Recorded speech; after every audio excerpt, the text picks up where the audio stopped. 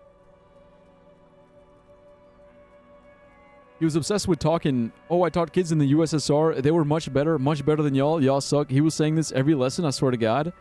Yeah, see, that's not how you teach. That's not how you teach a class. Like, what's that supposed... Oh, that's supposed to motivate me? Oh, yeah, gee, yeah, thanks. Yeah, kids in the USSR, they teach so much... They learn so much better. Go back. Yeah, why don't you go back? Oh, wait, you can't? I wonder why. Dumbass.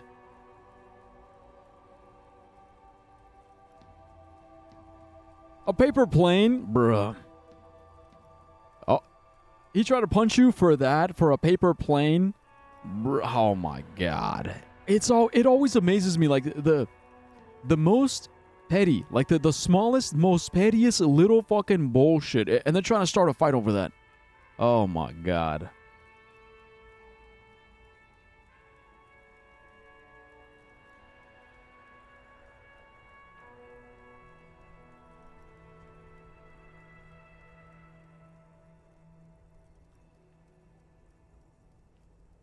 It'll be like, oh, I need to give these kids detention. Why? He called me bald.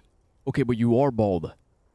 But it's disrespectful. It's disrespectful to call a bald man bald and blah, blah, blah, blah, blah. The disrespect. It's like, okay. I got it. Your ego. So basically, your ego. Because of your fucking flimsy, delicate-ass ego, you want to give these kids detention.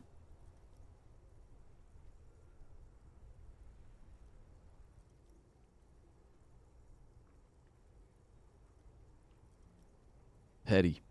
Petty. But the music teacher was cool? Wait, which one? You mean mine? Or yours? I mean, that was the music teacher I had in 6th grade.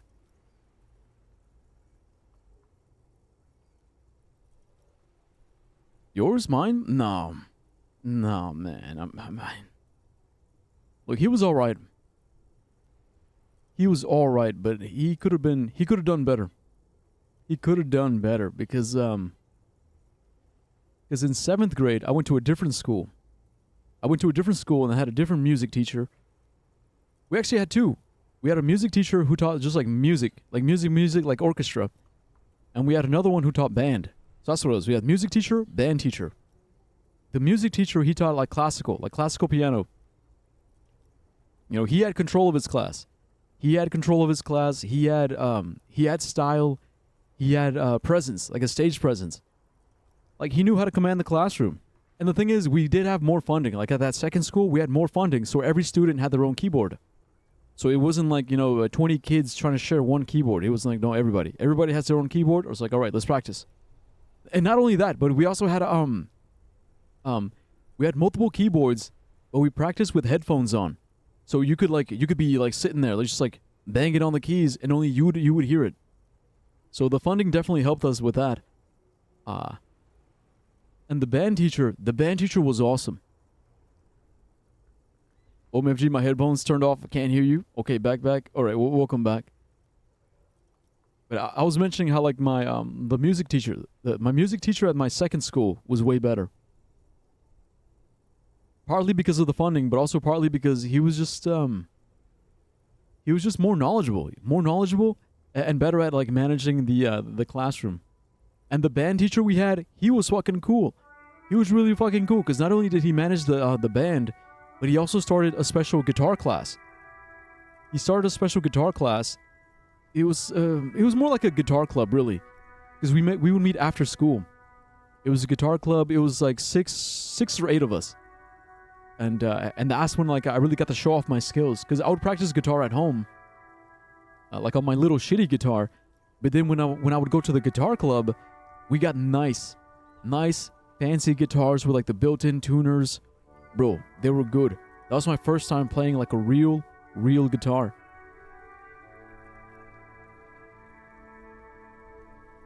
No, but he was great, though. He was great because he was like he was like in a band. He played in a band. He would talk about like Y2K. He was like, yeah, back in 1999, parties were going crazy. So he was like cool, like actually cool. Not just like pretending to be cool, not just wishing or wanting to be cool. Like, no, he was legit. He was like legit the real deal. Like, he could play like System of a Down. Because during that era is when like everyone was going crazy for chop suey. So it was like, so he could literally play it. He could play it. I might, wait, let me see.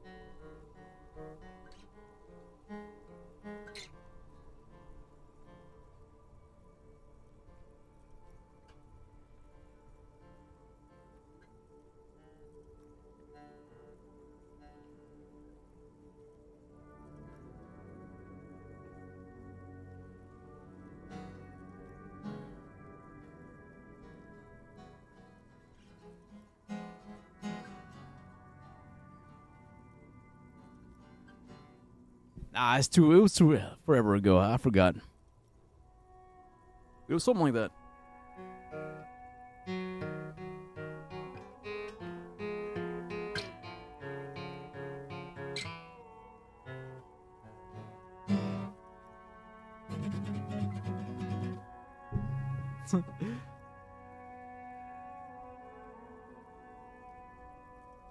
Okay, all our teachers in Ukraine sucked ass. Maybe like 2 of them were good, but they taught useless classes, unfortunately. Useless mandatory classes like city knowing.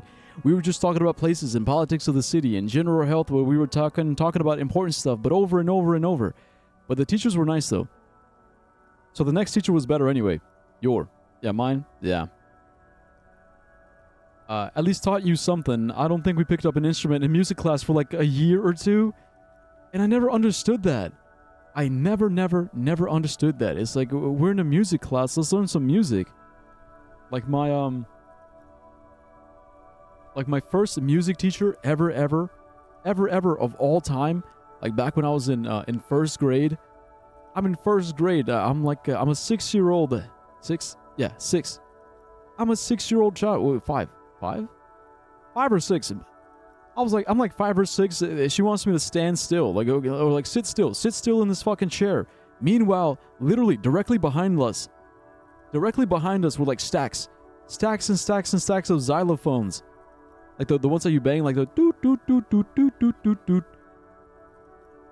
And I was like, man, like I always see these in cartoons and movies. Like I want to play one. I want to play them so badly because they look so cool. So like one day during class, I turn around and all I do is touch it. I'm like, whoa. Like, that's what it feels like. She catches me and she's like, put your hands out. Put my hands out. And she fucking smacks me. You're not allowed to touch those. And I was just like, man, this fucking bitch. This fucking goddamn bitch. It's like, I like music. I like music. I want to play music. I don't want to fucking sit here and like listen to you fucking yap about Beethoven and yap about Mozart. And yap about, this is what legato means. This is what ragazzo means. This is piano forte. It's like, oh my god, like I want to play the xylophones. Okay, I'm looking officially, trying to sleep, but I'm still listening. All right. Look, I gotta get back to the game anyway, but just to give you an idea, that was my music education. My music education was like a variation of like different people. Like either encouraging me or discouraging me. But ultimately, you know, I became what I became.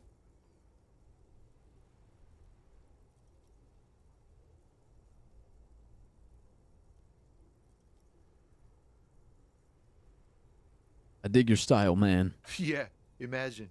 It's been a whole week already. He snickers in appreciation of the digging of his style. So tell me, what do you need? Care to spare some change for a working stiff? Yeah, would he actually? I feel weird asking for money, but I do owe a lot. Why not? Huh? Sudden financial duties snap him out of his No, I days. ain't got any money. They don't want to pay for unfinished work. They who? The bosses, man. Wait, they don't want to pay for unfinished work? I don't know who these bosses think they are, but that sounds like a good arrangement for them. So you're broke. Got it.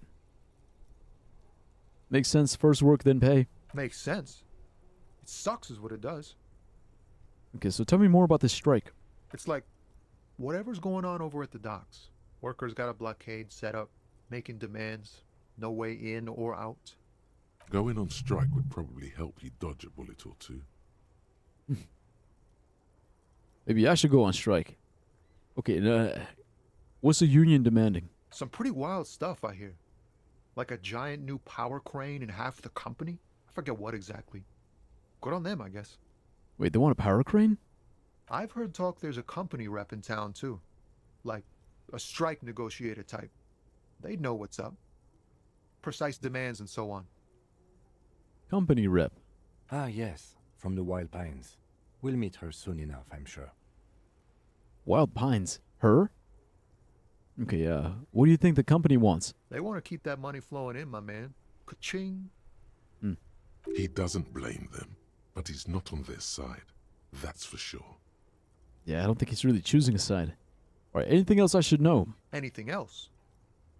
Yeah, this ain't really my area of expertise. I just do my job and get paid. I have things to do and places to be. All of us do. All of who? Us lorry drivers. Camionneurs. You Camionneurs. still hang around here waiting for this mess to end. Most have scurried off somewhere to get drunk or high. Or laid. He smiles. Not that I blame them, really. Not you? Not my thing. Chasing transient pleasures is a drag these days. I prefer the examined life now. Ah. Thinking, reflecting, observing. Hey. Yeah, see. Yeah, transient pleasures. You get drunk and again and again and again, and after a while it's like it loses its edge. Same thing with drugs, same thing with women. After a while, it's like, I want something more. He glances down the road toward the horizon, a glint of something in his eyes. He tries his best to look nonchalant, but there's a rigidity in him, as if trying to conceal something warm and deep beneath a cool exterior. Let's ask about the dead man. Know anything about the dead man, the one hanging behind the hostel there? He ain't one of us drivers. I know that. All accounted for. Otherwise, I haven't really asked about that. Been wasting time right here. Keep him busy. It's easy to see he's telling the truth. He's kept his nose out of the dark stuff. Okay, but busy with what? Analyzing the fundamental structural and psychological conditions of being stranded in the midst of a sea of motor lorries and their sad, despondent chauffeurs. It's kind of funny. Look, it's funny when you put it like that. The psychological conditions of being stranded in the midst of a sea of motor lorries and their sad, despondent chauffeurs. Ask for his conclusion. All right, and your conclusion? A sense of surprise there ain't more bodies hanging from more trees. Yeah, okay. I had a feeling. He was like, you know what? Yeah, it makes sense. He was like, you know, I've been analyzing this. And the fact that there's a dead body hanging on a tree, I'm surprised there aren't more. With all this fucking bullshit going on. Look at that. That was pretty good. All right, what are you hauling anyway? Oh, high-grade narcotics, illegal firearms, stuff like that. Wait, is he for real? Relax. He's merely joking. You're under arrest. Ha! No, I'm joking. Found runs a nice, clean business.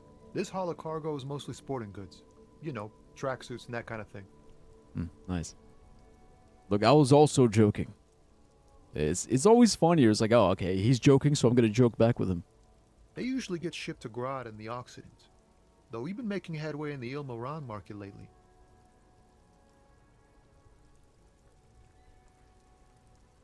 Wait a minute, tracksuits? Grad?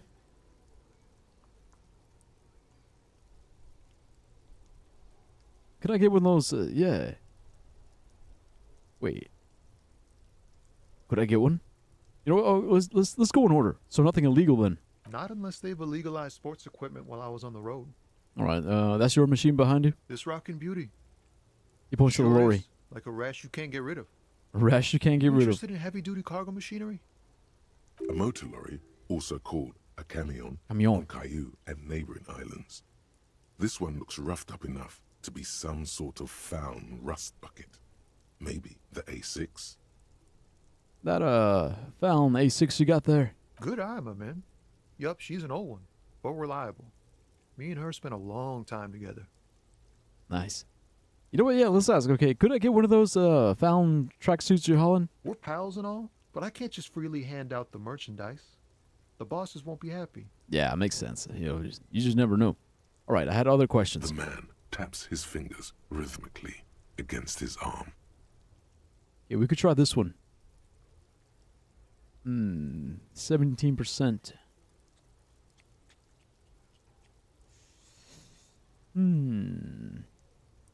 Herm. All right, let's try. Ease into it. Don't go too far. This seems like a personal matter. Okay, we failed it, but, man, you look sad. What's going on with you?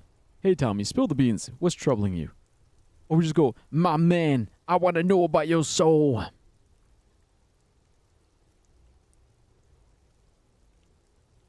Okay, if we use his name. No, he said ease into it. It's like, man, you look sad. What's going on with you? I'm okay, man. Just the jams got me down. The fumes, the chemical rainbows, the tarpaulin stretched on the frames and the dull engines off. The man recedes into his days of words. Maybe the full-on direct approach wasn't correct. Damn, it's tricky business looking into someone's eyes and not doing it wrong.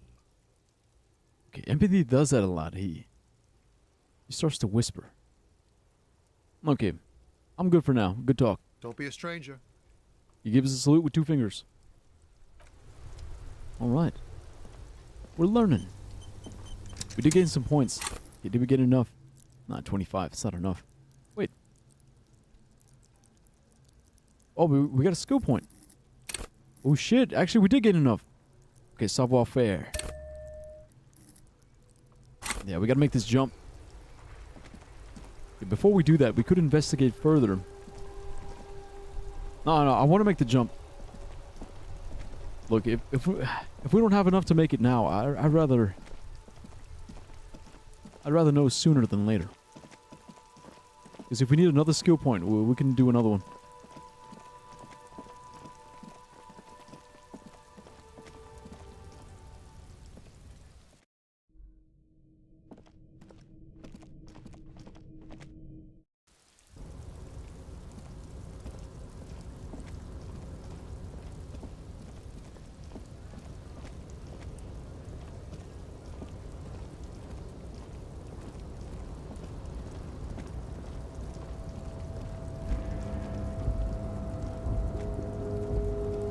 Alright, let's get it. A tarpaulin cloak with possible RCM markings is still caught on the railing. 42. Alright. It's less than 50. Less than 50, but we can do it. Come on. Come on. Don't pussy out.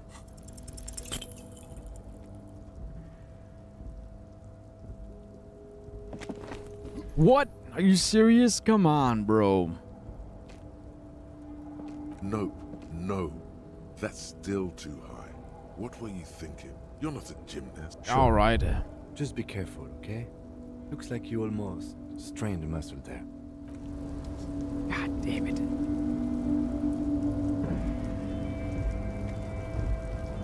Shame. Shame, shame, shame.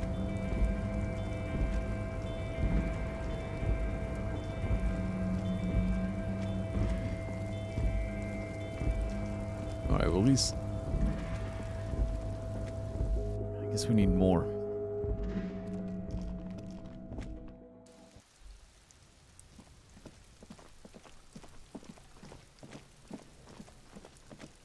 Alright, let's call Allison and see if we can run a check on the serial number. Let's learn more about our suspect. Inside, you see a set of steering levers, a radio microphone. Pick up the radio. This is Precinct 57. How may I assist you? What happens if we talk to Sylvie? I know she said not to call her, but we can call her with good news, yeah? Okay, we do it afterward. Could you run a serial number for me for a pair of armored boots? Sure, officer. What's the number? And the make of the armor, if you know it. E50, 100, 1000. The make and model of the armor is Fairweather T500 VE. Got it. I'll contact the ICP database immediately. Call back tomorrow. Tomorrow? Hopefully they'll have dug up something useful by then. All right. The International Collaboration Police, ICP, is an inter-Isoleri law enforcement service, the crown jewel in the moral intern diadem, alongside EPIS and the coalition government. Hey, we gotta wait till tomorrow? We can't sleep yet. It's still early. 17. We gotta wait for 21. No, 22. All right. Okay, connect me to Sylvie again. Just a second, officer. Sylvie Malaika on the line for you, officer. Yes. Hello? You recognize her voice. Hey, Sylvie, it's the police again. Oh, great. She doesn't sound what thrilled. Else do you need, detective?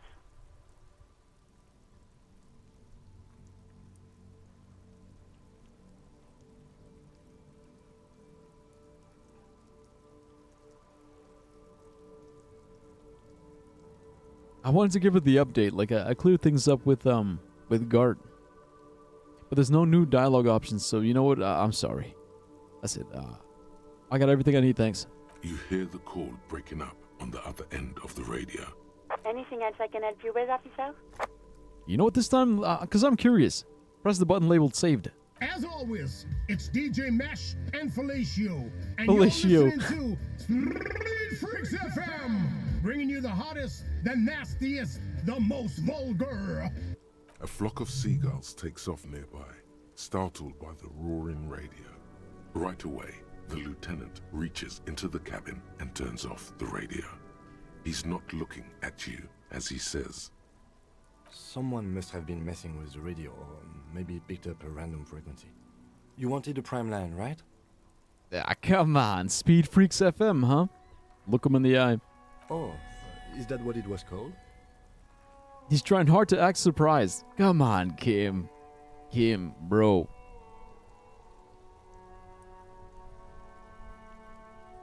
Go for it. Turn the radio back on while it's still on the Speed Freaks FM. Pick up the radio again. Souped up motor carriage for one bad mama's boy.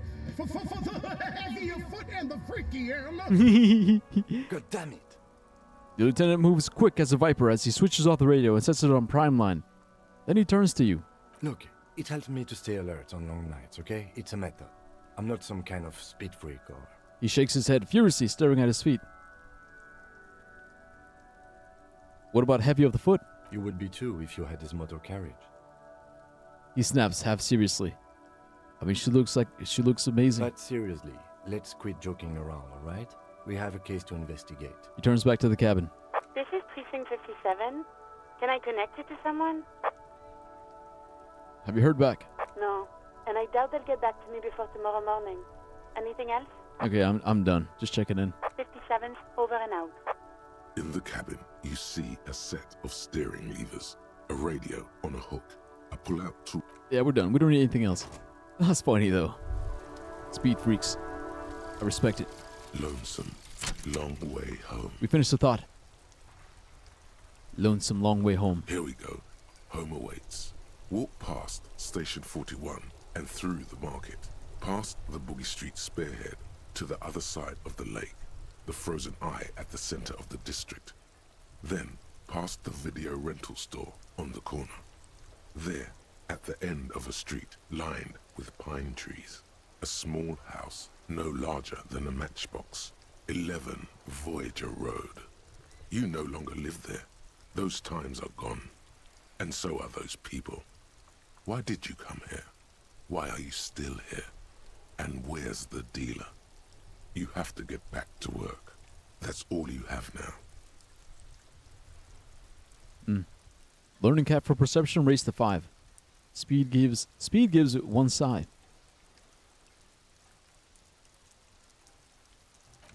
Not bad. Damn, so we don't live there anymore. But we go there when we're drunk as hell. Sounds about right.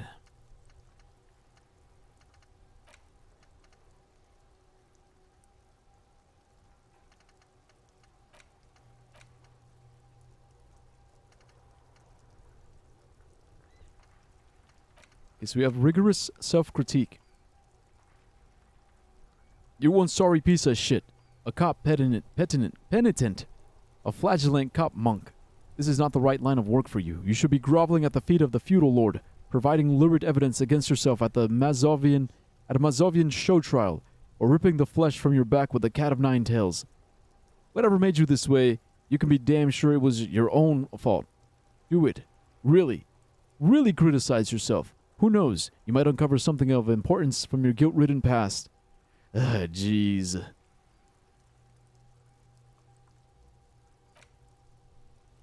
That's so accurate, though. Like, it really is. It really do be like that. It really do be like that.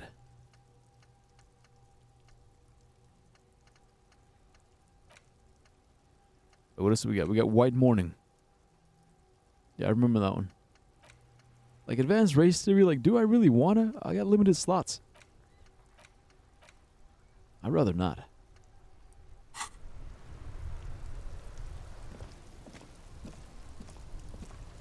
Right, it's starting to get kind of late.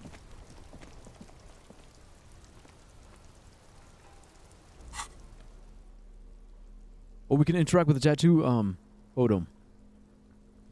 An intricate web of blue lines stretches across the torso of the hanged man.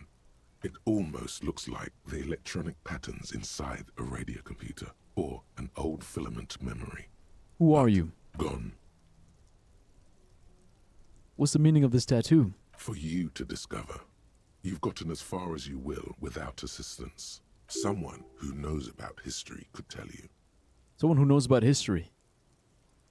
What's her name? The old lady. Maybe the old lady?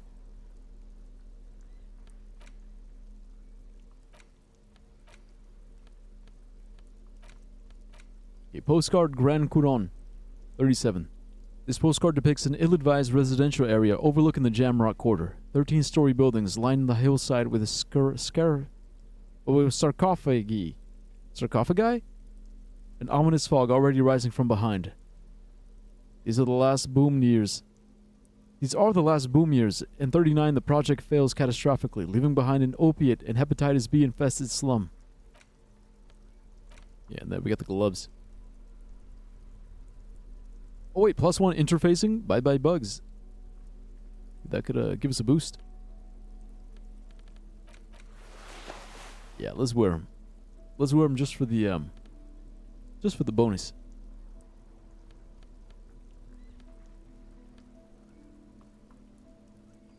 It's the pants. We get -1 savoir-faire for the pants. So if we take off the pants. If I take off my pants, could I make the jump? Yeah, we're at 5. Oh, let's go. Him. Quick. Quick, quick, quick.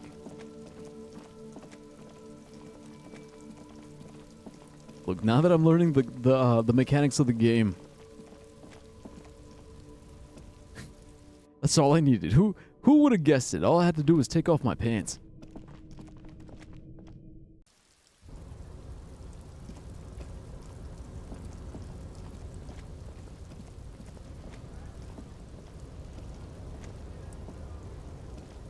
God damn, it's like, oh, there it is. Wait, wait, ah.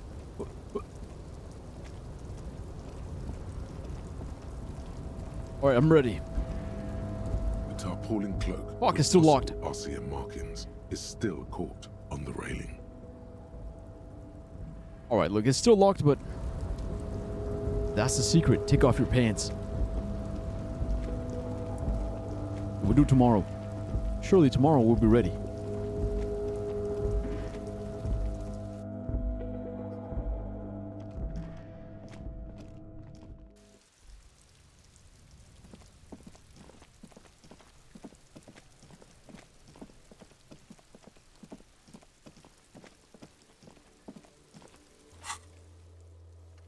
what else do we got? So running the numbers, we gotta wait.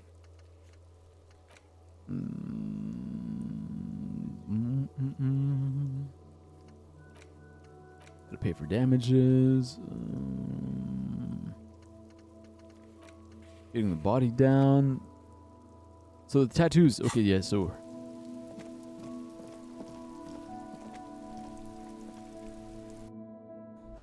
I should probably put my pants back on.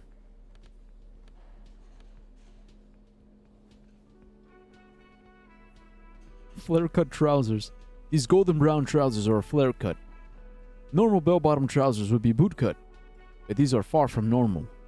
They're someone's piss-soaked, cum-stained party pants. Piss-soaked and cum-stained? Ah, jeez. Alright, well. Subwoofer is at -2 now. Well.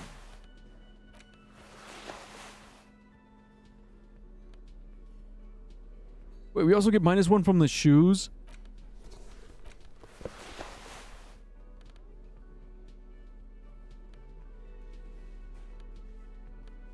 Yeah, we get... Wait, so what is it at now? Bro, it's at 6? You're telling me if I take it off my shoes and my pants, I possibly could have made the jump? Alright, that's fucked. That's fucked, bro.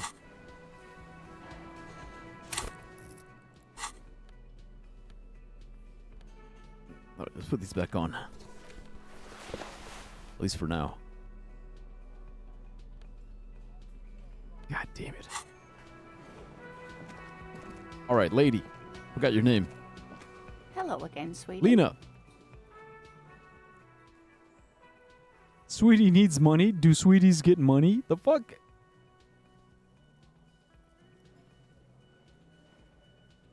Oh, sweetie, I heard your conversation with the manager about your financial troubles. When do you get your next paycheck? What is a paycheck? Haven't seen any of those paychecks. You must be joking. Although our pay does sometimes feel like a joke. It's not easy to assert your right to a decent living wage when you don't have a strong union behind you. Maybe you should talk to Everard, the union leader. Everard. Interesting idea. Claire. This Everard sounds powerful. Maybe you can wrangle some coins out of his pocket. You would also use that, but I don't want to do that. It's fucking pussy shit. Right, let's change the subject. Oh, no, I'm so sorry I don't have money for you. If there's anything else I can do for you, just ask. Okay, what happens if we ask, how'd you like to roll with me? Whatever do you mean? Huh.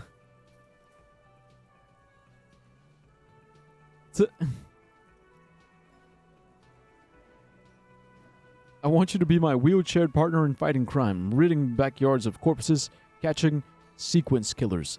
Sequence killers? Oh my. She sounds impressed. But I think you already have a partner, sweetie.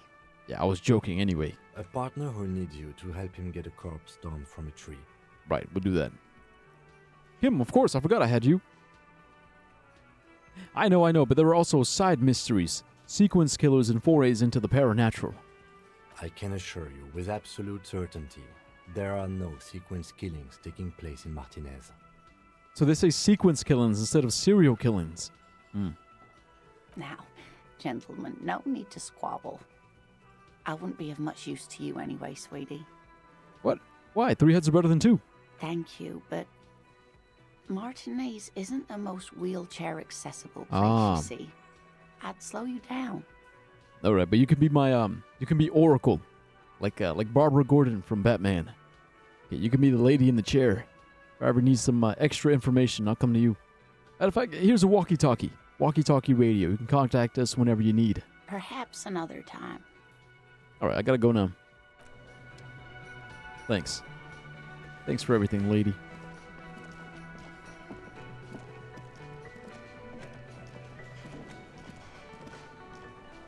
Right, we know. I don't think we ever asked him about the door. Can I help you? All right, Gar, I saw another thing at the Whirling. Another thing. Great.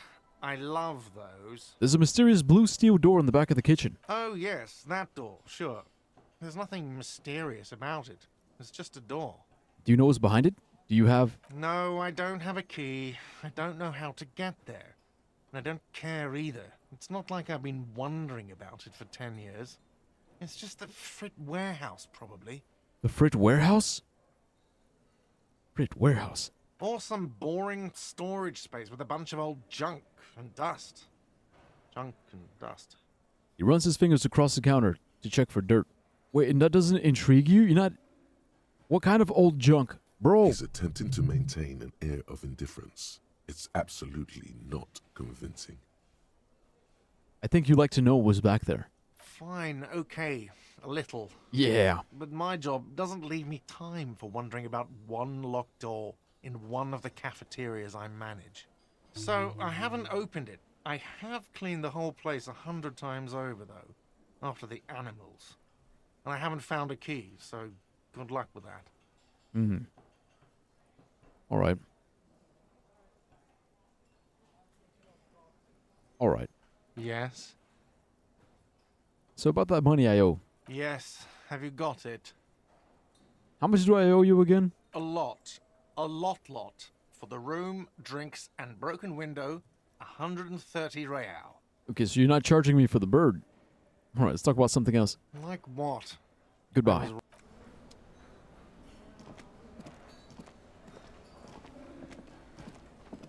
Okay, so he knows nothing.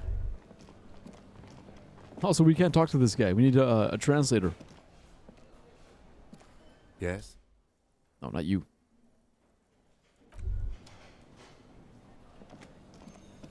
The man ponders his cooking utensils and gives you a little nod, acknowledging your presence. Why don't we ask him about the door? Do you know what's behind the door? He looks up at you, then looks away quickly, shrugging and muttering something to himself. Shrugging is an international sign for, no, I don't know what's behind that door. All right. Stay masculine.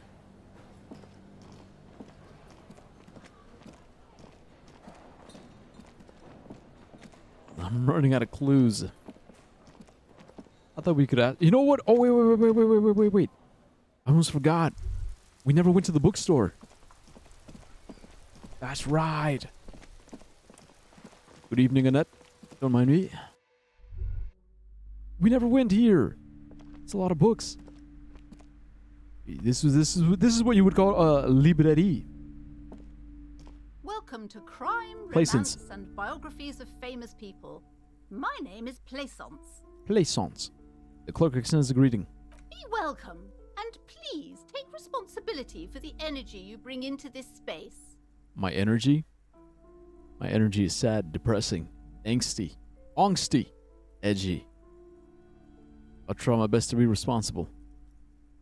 Yeah, before we go on, you seem to be well off enough. Can you give me some money? I feel there won't be an opportune moment to ask later. Please, could I have some money? Sir, don't be ridiculous. I certainly will not give you money. I would be doing you a grave psychic disfavor. Psychic disfavor? One has to earn one's success, even if one is a police officer. Handouts are nothing but manipulation. All they do is make you dependent. Okay, so if I could make you laugh, can I get $1? Certainly there are good things to be said about dependence. It would forge ties between us working people. Good practice for fighting our common enemy. You misunderstand me. I'm a powerful feudal lord. I demand tribute. This is about traditions. Damn, you're right. What kind of business relationship would that kickstart? Excuse me, I don't even know why I said that. A lapse of professionalism that does not represent my values. Nah, I think it's more so this, like, because I used to do this a lot. I don't know why. I didn't like being weird about my money. You know how, like, some people, like, really greedy? They're, like, really greedy about, like, oh, it's my money. My money, my money. Don't touch it. Don't touch it. Like, I would see mofos like that, and I'd be like, man, you're a fucking pussy. You're a fucking pussy. Just give the man some money. Like, why not? It's like good practice for fighting our common enemy. It forges ties between working people. Like, if my little brother asked me for money, I'd be like, yeah, here you go, bro. Here's $1. Here's 5. Here's 10. It's like, I'm not using it. I'm not using it. Like, what the fuck am I gonna buy with it? Candy? It's like, you like candy too, yeah? Here. It would forge ties between us working people. Good practice for fighting our common enemy. Now, hey there. Sounds like someone isn't taking responsibility for the energy they bring into this space. What? My energy is my energy. Sounds like you can't handle it. Fighting enemy. My philosophy is everyone just getting along. Okay, but what if people don't want us to get along? You ever thought about that? I want us to get along too. But if people don't want us to get along, then what the fuck do we do?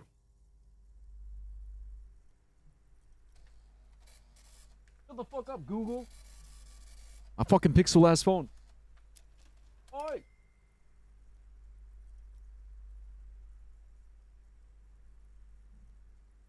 It's always fucking creepy when they start talking to you.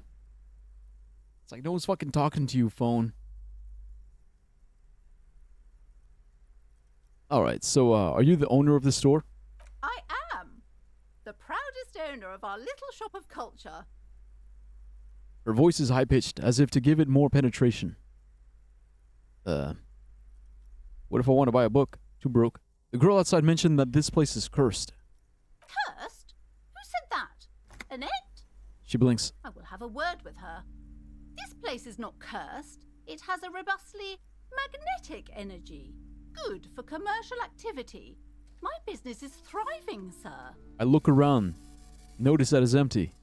Yeah, thriving. What in God's name is she talking about? Okay, your daughter is the one standing outside the store, right? Annette, yes, my daughter. I hope she wasn't slacking off again with her nose in science fiction. Tell me, was she at her post doing her job like a proper girl? No, she was definitely slacking off. Yeah, of course. Wonderful. Did you talk to her? Yes. Great. On a scale of 1 to 10, how compelled were you to buy books after talking with her? She's trying to rate her daughter? She's getting customer reviews. 10. Actually, you know what? I'm not going to degrade a human being. I don't do that. Come now. It's not personal. It's about proper sales practices and market research. She's your daughter. I expect an answer. I expect you to suck my fucking dick.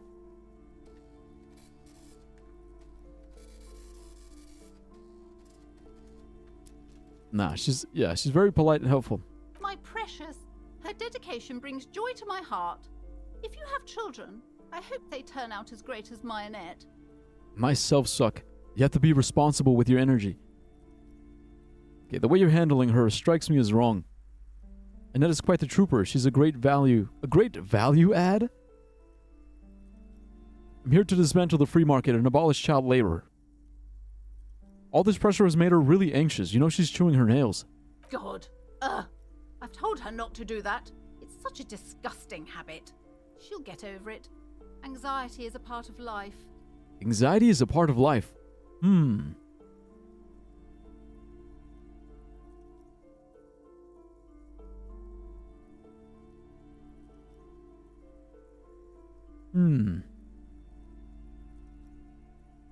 I don't think she can do anything about it. She can, if she has enough willpower. This is what's called growing pains. Life isn't easy. Life doesn't give breaks.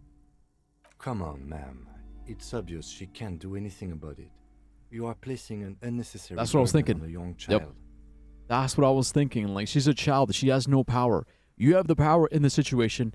And if you have the power, you have the responsibility. Be responsible with your energy, placence.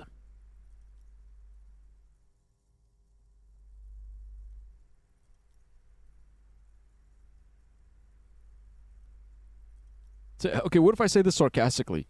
Yeah, it's actually super alright for kids to chew their hands off. Forget I said anything.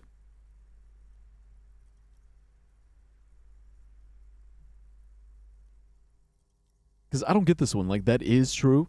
And obviously, the will of the market. But maybe make an exception for your daughter.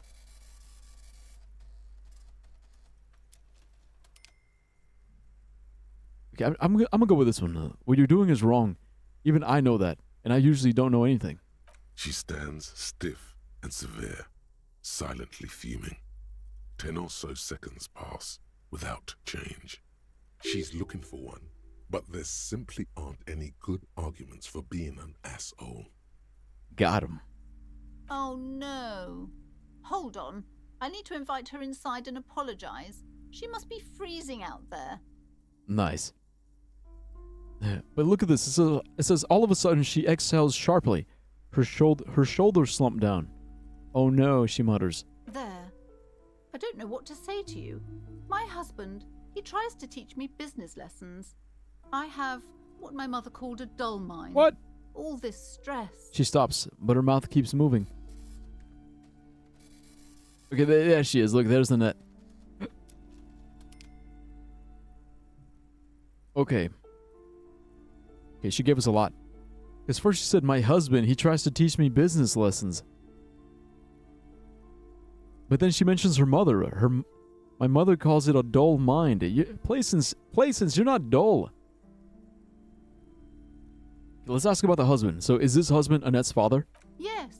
My husband is a successful entrepreneur east of the river. If only he were more involved in the business we're running up here. She says gloomily.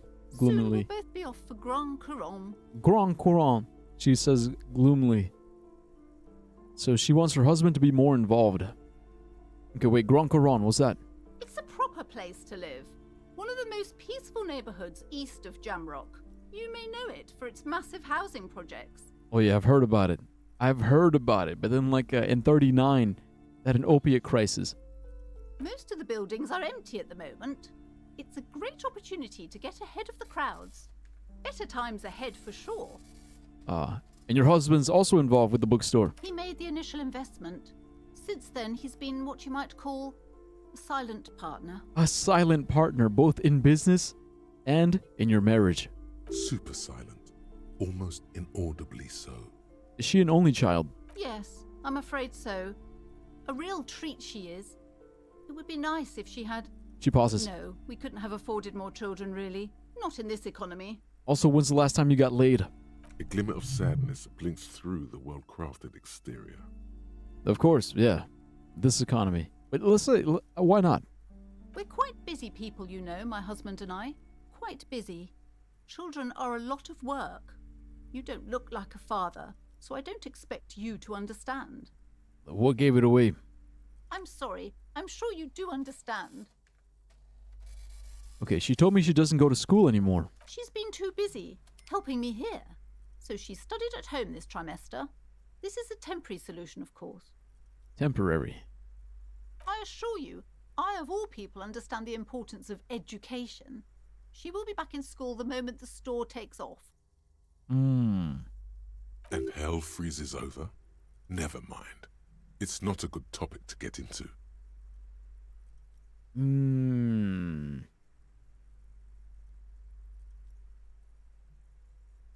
You know what that sounds like? That sounds like when you're in college, but you take a year off. It's like, oh, I'm going to take a year off, make some money, and then I'll go back. I'll go back. But they never do they? All right, I had something else in mind. The woman looks aloof, her features much softer. Occasionally, she glances at her daughter's silhouette. Okay, what if I want to buy a book? Then why are you talking to me? Everything is on the shelves to browse. Don't you feel compelled to buy anything? See those shelves there? Go, be drawn. Yeah, she fiddles with her pendant, then waves her bony fingers directly at you. So she wants the books to sell themselves? Alright, what kind of...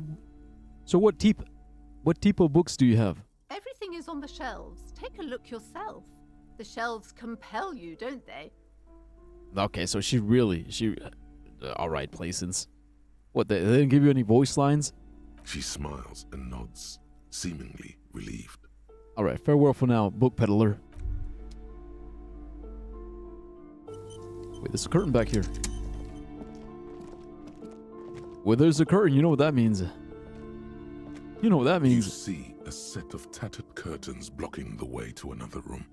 A strange cage-like trinket dangles from the curtains. See, this is where they got the dirty books. They got the dirty books over here. Excuse me, officer. Oi.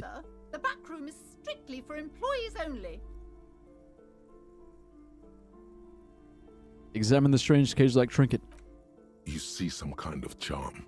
An irregular polyhedron assembled from bones, sticks, and straw. Inside, a disturbing fish head with empty eye sockets stares at you. Some Wiccan shit. This is a traditional Seminese ward, meant to provide protection against ill luck, bad dreams, curses, and other supernatural scourges. Seminese. Who are the Seminese? Inhabitants of Ile de Fantôme, Ile de the Fantôme. Seminine Islands down south. Aside from poking at it suspiciously, there is nothing else to do with the fishhead charm at this time. The curtains remain shut before you. Okay, do we ask? What's behind the curtains? Do we ask? Do we ask or just fuck it? I have no time to ask. Pull open the curtains. Just as you're about to pull apart the curtains, the petrified voice of the shop owner cries out once more. Uh-oh. Sir, don't touch that. I told you it's off limits for the customers. Her hand has closed around her pendant, her fingers nervously playing with the talisman. Parapsychologically speaking, we're done if you decide to open them. I won't be held responsible for the consequences. It's too dangerous. Parapsychologically? She looks away, mumbling. Why is everyone always messing with the curtains? Why can't they just buy books like normal people? It's ironic because that was literally the first thing. The first thing I went to was the curtains. Man, this is different. I'm a police officer. I need to get in there. Yeah. Why? It's not like anyone was killed there. She stops abruptly as her hand flies over her mouth, baffled by her own bluntness. I am sorry. I don't mean to be so impolite. Just please don't go there. I can't allow that. You'll only make things worse and unleash the powers. The powers? The curtains do seem frail suddenly, not robust enough to contain a slippery darkness. This is about the curse. That's why you're afraid. No, it's just a storeroom for the employees, I told you. Now please step away from the curtains. But I sense this place calling for me. I must investigate beyond the threshold. You do? My God, even more reasons not to mess with the curtains. Oh, what? Just step away, dear sir. Okay, she actually believed it. Okay, do we go? Do we not go? Guys, everybody lurking in the chat, please. Please, if you can hear my voice, I need your input right now. Right now. Parapsychologically tap in the chat whether we should we open the curtain or leave it alone. Think about it. Think about it really, really, really hard while I go pee. I'll be back.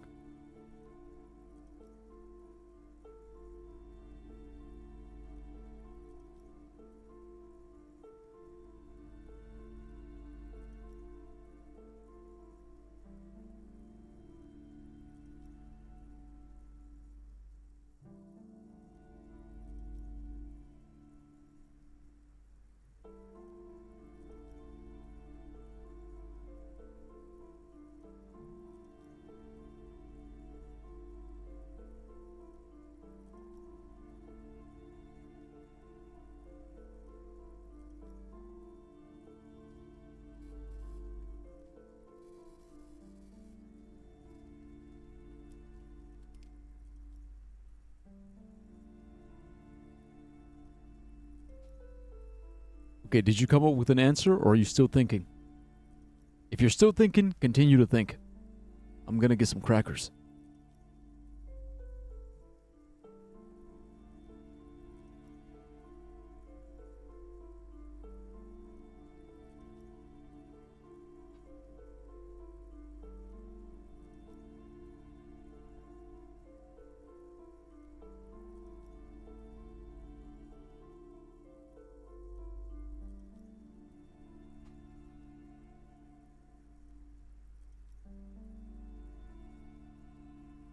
Alright, look, keep thinking about your answer. Only think about it. Don't type it.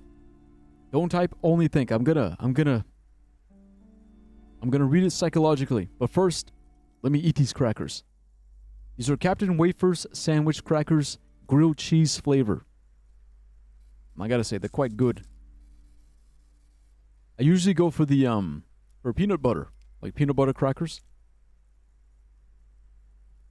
Oh, but these cheese ones, pretty decent.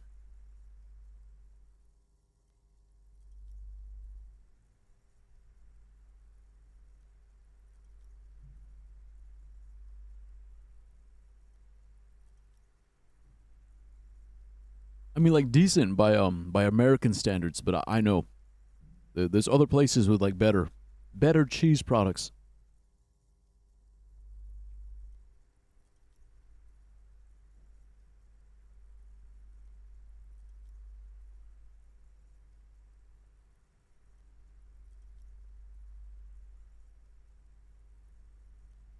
All right, I'll think about it. Thank you.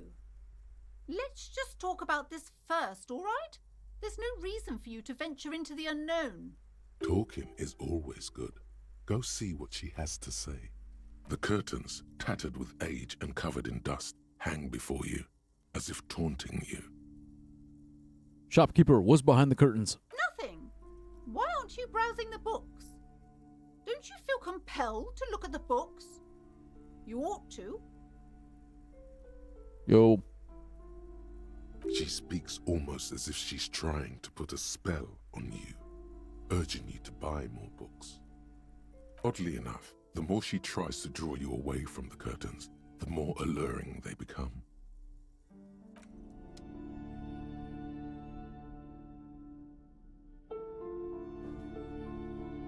Yeah, hey, what's up, bro? What up, man?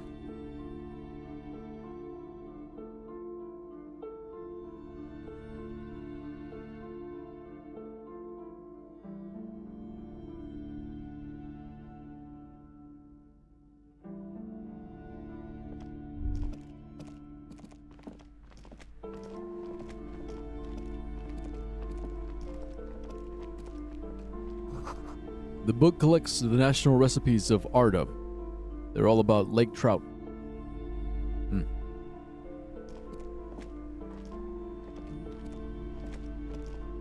A small mountain of colorful board game boxes. There are numerous types of games for all ages. A lot of shelf space seems to be taken up by Wirral-related merchandise. Wirral? Storekeep, what board games do you have here? Wonderful board games, sir. The Viticulturist is a classic for sure, or perhaps you'd like Archipelagos of Insulinda, a very educational game for those interested in geography. Wait, geography? Raubritta is a fun game of economic competition, but can get quite intense after a while. Monopoly. We have games for the whole family. You can play with your children. Look at me. Who'd want to have children with me? I don't feel as if I have any kids. Yes, kids, friends, chicks. I have all those. Then you're a lucky man, officer. Children are the greatest of treasures. For playing with friends, I'd recommend Suzerainty. It's a civilization building game where you build a civilization, then set off to brutally colonize and repress other civilizations. It'll cost 12 real.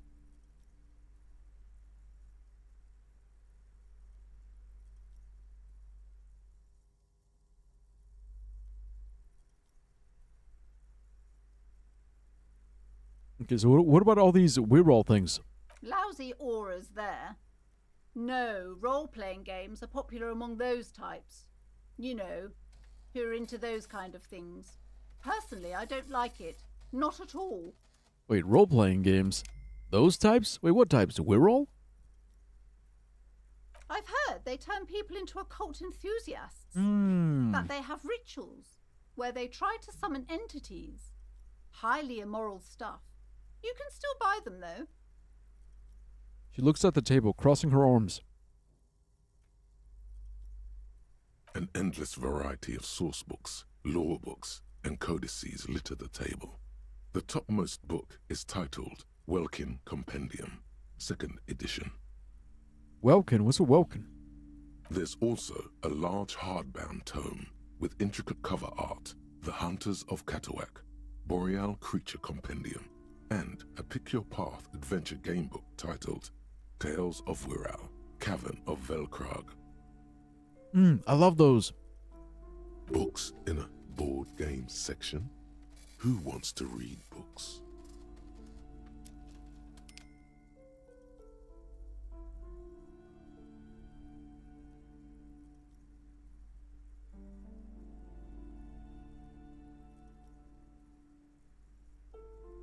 Anything that really catches my eye? There's a box that says Wirral, 3rd edition Mega Setting Supplements Module. The side panel notes, A fantastique adventure board game. New maps and miniatures. A sticker on it displays 25 real. Ouch. That price is steep, but then it's the 3rd edition mega setting supplement, so it makes sense. All right, leave. Yeah, it looks cool. Let's talk to Annette.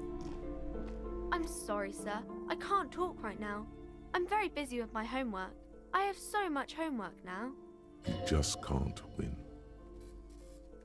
Out of the rain and into the gutter. I like that. It's like out of the frying pan and into the fire. All right, what are you doing now? Math. It's really difficult. Like, really. They say you need it to get rich. Better than standing outside in the cold, I guess. Math, look, it's not that hard once you figure it out. It's a puzzle. And yeah, you do need it to get rich. Rich in knowledge. Oh, I found something while you were away. She smiles and perks up. What is it? I thought this would fit you. Like, thanks for helping out. Not me. The city, I mean. Like a detective does. She gives you a hat, almost exactly like the one Dick Mullen wears on the covers.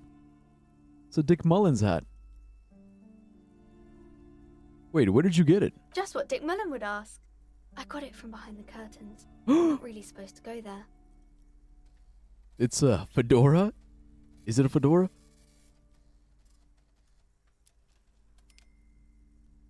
No, a detective hat. Yes, just like the one Dick Mullen wears all the time. You'll look way more serious with that. Right, I have to get back to my homework now, before Mum notices. Man, this is hard. She looks back at the infernal scribblings under her nose. Okay, bye. See you around, Annette. Also, thank you. Yeah, thank you for the hat. Dick Mullen's hat is a fedora. If anything, this wide brim hat looks even better than the hat Dick Mullen wears. Dick Mullen is stupid and not even real. You're real. Your brain is real. Your real brain is inside the hat. +1 encyclopedia. Book smart. Let's go. Yeah. The name's Dick. Dick Mullen. Very serious detective man. Old sports magazines tucked away in a dark corner.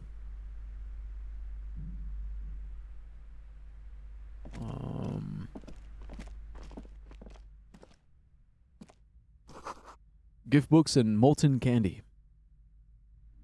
The display rack is brimming with worn paperbacks featuring an extremely muscular, sword-wielding barbarian. Barbarian.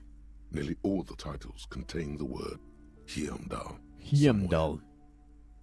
Storekeep, tell me about the Muscle Man books. Oh, Man from Heimdall. A very popular series of adventure novels. They're awfully immoral and violent books. She looks at the book with some disdain. Bro, what the hell? Why does she... Okay, what's the... I don't get her, bro. What's her whole fucking thing? Like, why does she...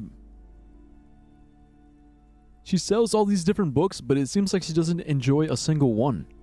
Okay, why are they so popular? Blood and violence, scantily clad women, epic narratives, all those mystical things he encounters. They're bound to grab those with little imagination and nothing to do.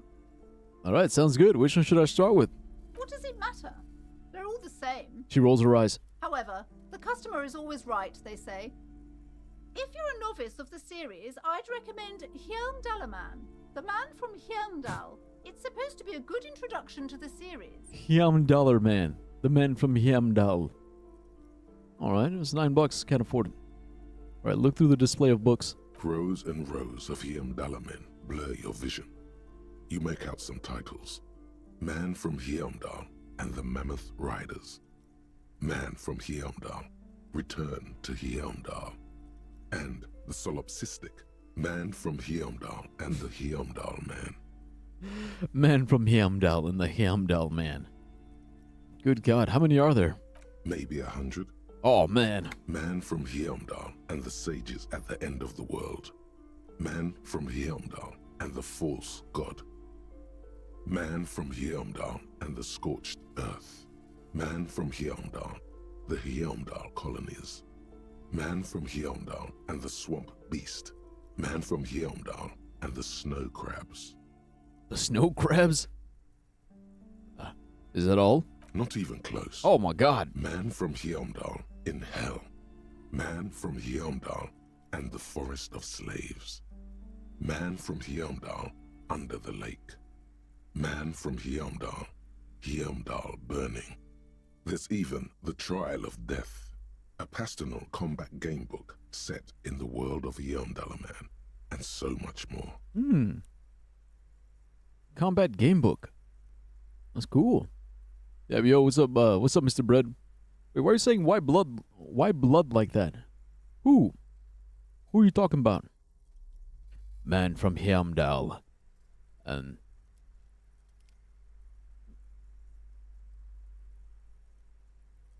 funny joke. And the funny joke that was properly timed. Pain threshold. Do any of the books call out to me?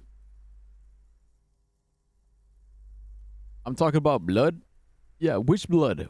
Who? Why it like that? What do you mean why it's like that? Red and shit? Why is blood red? I don't know, man. Let's try it. Come on. 58. That's 58. We get good odds. Good odds here. Wait. Before we do it. Oh, we can't. Let's go. A twinge at the back of your head makes you flinch. Your eye starts twitching. Ow. Your hand reaches toward a book with glossy cover art of the very muscular man from Heimdall in chains, kneeling in front of a staircase leading to a throne. A woman sits on the throne, leering at the man. Between the throne and the Heimdall man lies a bonfire, casting shadows on the wall. The shadow of the woman's headdress looks like a pair of devil horns.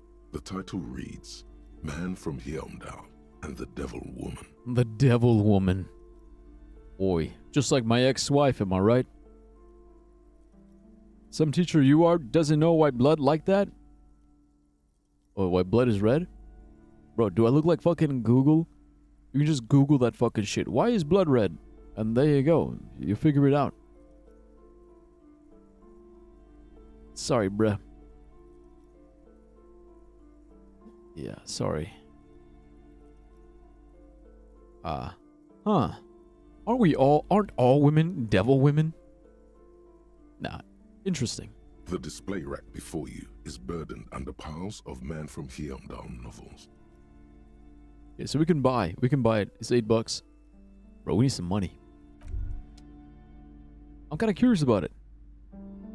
Man from Heimdall and the Devil Woman. Yeah, man, not all women are devil women. You know, I'd even go so far as to say as like no one is really a devil woman or a devil man. I think, you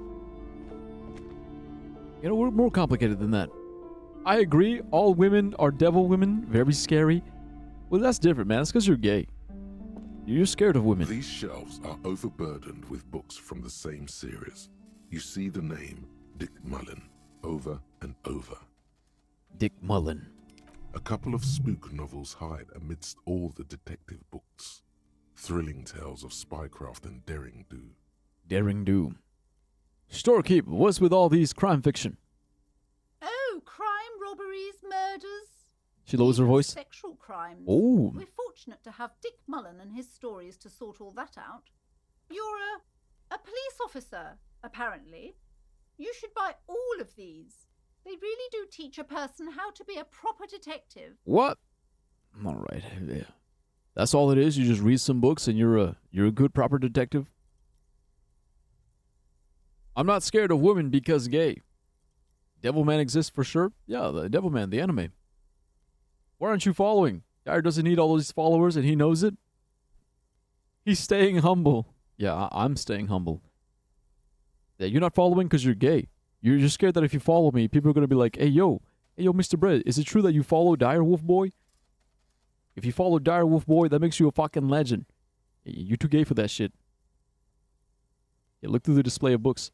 Crime fiction is a disgrace. An asinine misrepresentation of the physical attributes of the arduous everyday work of actual police officers. Continue. These books greatly overstate the excitement of police work, glossing over how long it takes to actually follow up on leads and eliminate dead ends. Yeah, see, exactly. Look, you don't want to get made fun of for following Dyer. Exactly.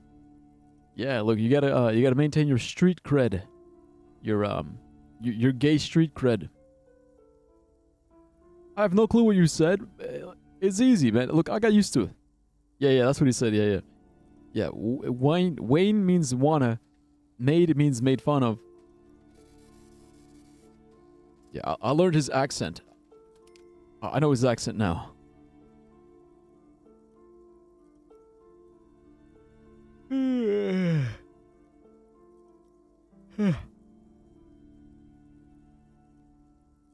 Yo, not gonna lie though, I'm getting sleepy. It's like my usual ending time, like around 8. But I want to go a little bit longer because I started stream late. You're a bitch? Oh, come on, hello, don't say that. Look, let the man follow, let the man not follow. It doesn't really matter to me. Doesn't really matter. Doesn't really make a difference. Are you sure? Are you sure?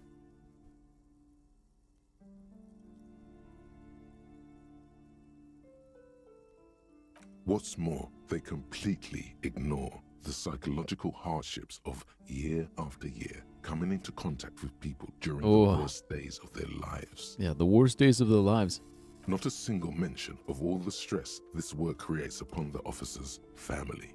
Detective fiction just doesn't tell the truth at all. Now, would you like a list of all the books found on the shelf? Sure thing. You see Dick Mullen on the job. Get Me Mullen. The Stalwart Adventures of Richard P. Mullen. Dick Mullen and the Murder in the Orchard. The Sordid Affair of Dick Mullen. A killing is declared. Dick Mullen in the Murder House. The Final Case of Dick Mullen. An Obvious Lie. Dick Mullen in the Clock Tower. The Ordeals of Dick Mullen. Dauntless Dick. Dick Mullen's Funeral Pyre. The Murder of Dick Mullen. I like that one. Dauntless Dick. Yeah, that's what she calls it. She calls me the DD man. The Dauntless Dick man.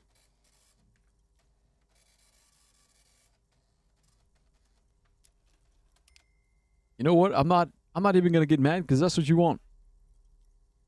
Little Sherlock Holmes. I'm not gonna get mad. No, he's not. Dick Mullen dies? Oh no. Turns out he faked it to solve a case. Of course. Are there any more? Yes.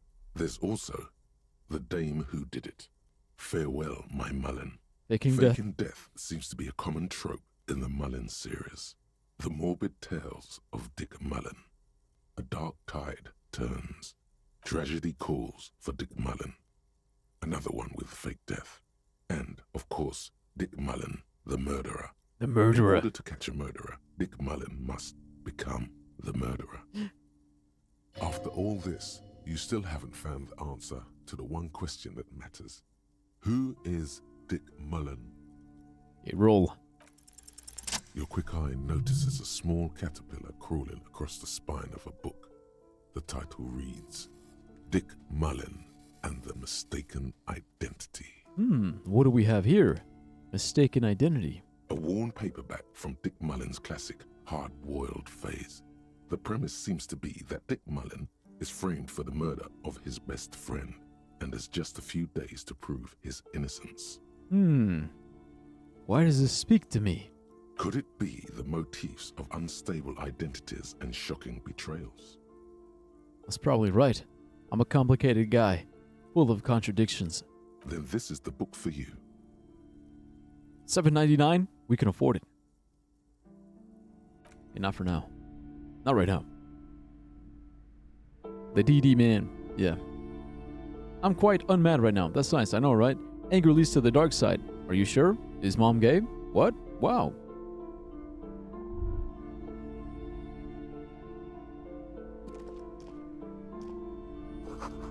A quaint picture book brochure. Very colorful. Right up here. It's a tome of fascist magic. Rather candid. Fascist magic? shelf reads, Biographies of Famous People. You see a large variety of names, none of which ring a bell. Hey, yo, storekeep. Anything of note in this shelf? I would say The Greatest Innocence. Yes, most certainly. It's an important educational tool delving into the depths of history, religion, and their relation to innocentic power. Innocentic power? Who or what is an innocence? A very influential historical figure. But surely I don't have to tell you that. She waves her You're a hand. law officer, and law officers have at least some education. The book is also very daring. The author aims to re-examine the universal understandings of the innocentic system, creating a fresh vantage point and a shift in the tired order of things.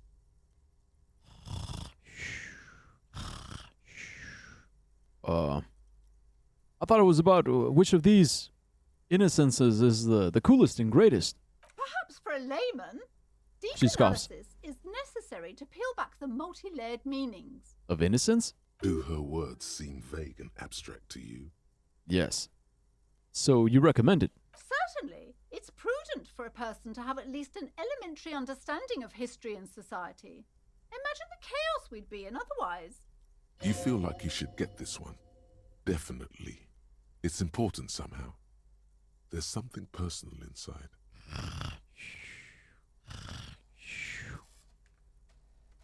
It's pretty cheap. It's pretty cheap. $4.70. We could get it, but let's look through the display. Browsing through all the books with all their names makes your head spin. None of these seem important or relevant. It's all just vapid egoism. Wait, Dyer, when are you going to Fortnite? When are you going on Fortnite Friday? Never. Why not? Sad face. Dyer would do Stripper Sunday before he does Fortnite Friday. Yeah, Stripper Sunday. Stripper Sunday. Let's go. Bow chicka wow wow bow bow bada bow bada bow bow bada bow bow. Wait a minute. It's Tuesday. Wait, oh shit. My bad.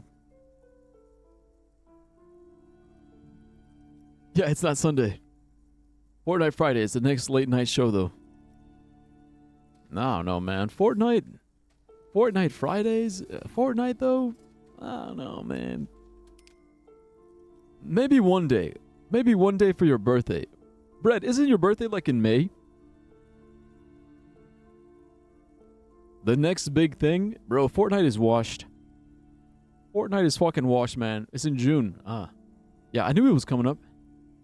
Look, if you want for your birthday, I'll do Fortnite Friday, alright? Deal? Deal or no deal? Suddenly, a particularly odd title catches your eye. It reads, High Speed Love, the tragic true love story of Jacob Irv and Alfie Delatraz, by one Cecilia Averbrook. What's it about? High Speed Love chronicles the romance between two of the finest tip-top tourney racers in history. One of them is the madcap driver, Jacob Irv. His blonde mane graces the cover. Next to Irv's life story, you see a slim biography of an Occidental rock star called the Anti-Star. Anti-Star. He's famous for shooting morphine into one of his Whoa. eyeballs and cocaine into the other. Whoa. That's badass. The Anti-Star. Next to that, Revacholian radio personality Guillaume Bevy stands in front of a rundown drug den. He's a permanent fixture on Channel 8, reporting on real-life crime and ruining cops' days. What? How? I really must insist you buy one of the books. Reading them is not for free. Do still browse, though, but not too long. Oh, I can't read? I'm not allowed to read the books for free? Be responsible for your energy, ma'am. I'm sorry, I did not mean to rush you. You are browsing. Exactly. Go ahead. Take your time. Time is commerce. Yeah, time is commerce. So commerce and commerce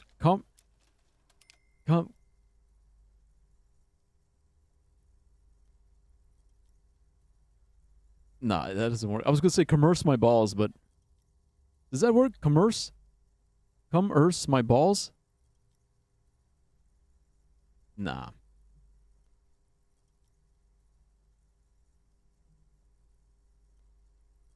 Fortnite Friday is a show hosted by Connor Eats Pants on Twitch. Elon Musk was on there. Ew, yuck, Elmo and Elon Musk, yucky. That one guy from Tiger King, from prison, played Fortnite from prison. George Santos has been on there. Yeah, really, yeah, really cool or whatever. Oh wait, are you asking me when I'm gonna be? When am I gonna be on Connor Eats Pants' Fortnite Friday? You think they're gonna fucking, bro? You really think they're gonna get me? Like why the fuck would they come like, hey yo, Dire Wolf Boy, this random nobody, like let's get him on Fortnite Friday. Man, why the hell? Why the hell would they even want to associate with me? Let's be for real. Let's be for real. I'm not cool enough. I'm not cool enough yet. Several maps have been attached to a bulletin board hidden inside the alcove. They're held up by small pins. The board has come loose from one corner. The maps look old and faded. Your eye catches a map of Insulinda, a map of Revachol, and a map of Martinez.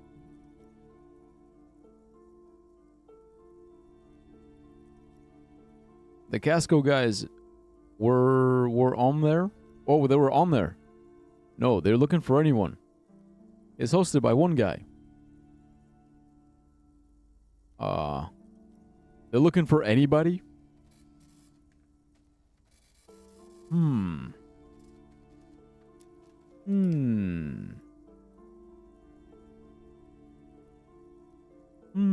Anybody.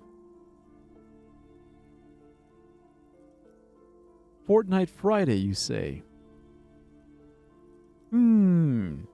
If George Santos can get on, so can you. I don't know who George Santos is. Who the fuck is George Santos?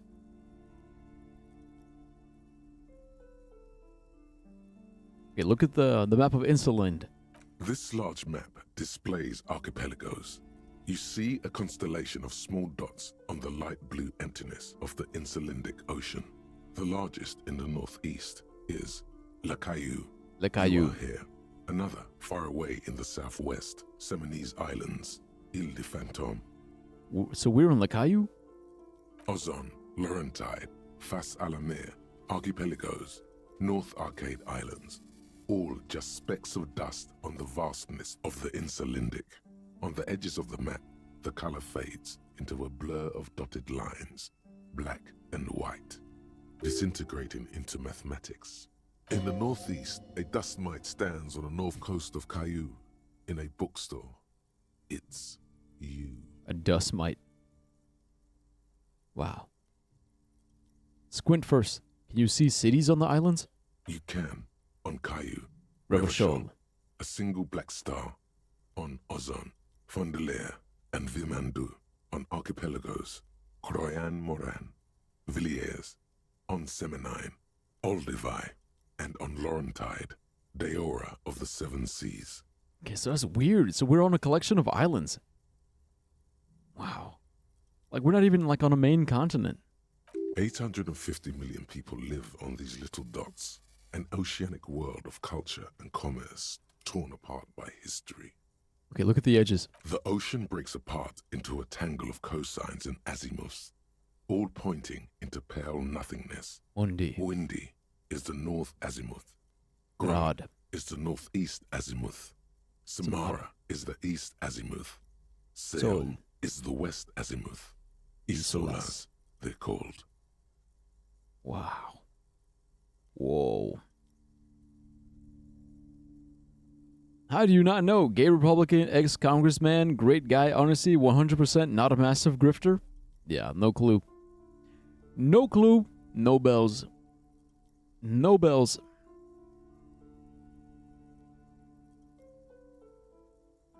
I mean, he sounds familiar, but like, who gives a fuck?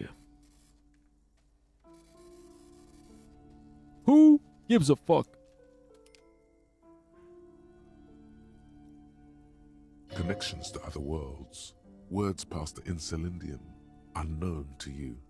You only know you've never been there. You have little idea what they are. Distant stars, gods, but looking at them makes you feel almost non-existent.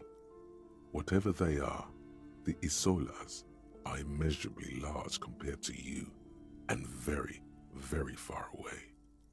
Perhaps they are gods, gods of distance and outer dust. Wow. All right. Well, I feel really small. He was a big part in running out your country until he was kicked out. A big part? Doubt. Yeah, I doubt he was a big part. Doubt. This is me. This is me pressing X to doubt. Matter of fact, wait, give me a second.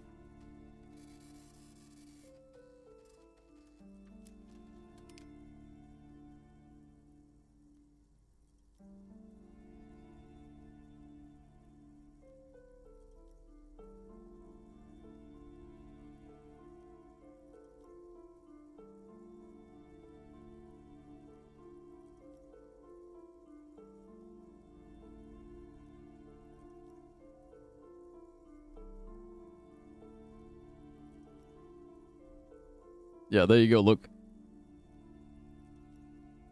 I called my boss. Well, I texted. I had to go text my boss, and my boss said, yeah, I doubt. So there he is. You know, he's in the chat right now. He's watching me. He highly doubts that. Congressperson doesn't play a big part in running the country? Nope.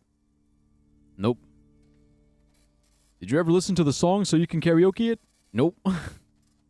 Nope. Look, because congressman, when you say congressman, was he a senator or a representative? Okay, that matters a lot. Representative or senator? Senators have more power than representatives. I've been scammed. I'm sorry, I just haven't had time. I need a refund. Hey, there is no refund. Wait, there's no refund. I gave you your karaoke. I sang you karaoke. It just wasn't the song you requested. You know, it's like, look, you can suggest a song. That doesn't mean I'll do it. All right? No refund.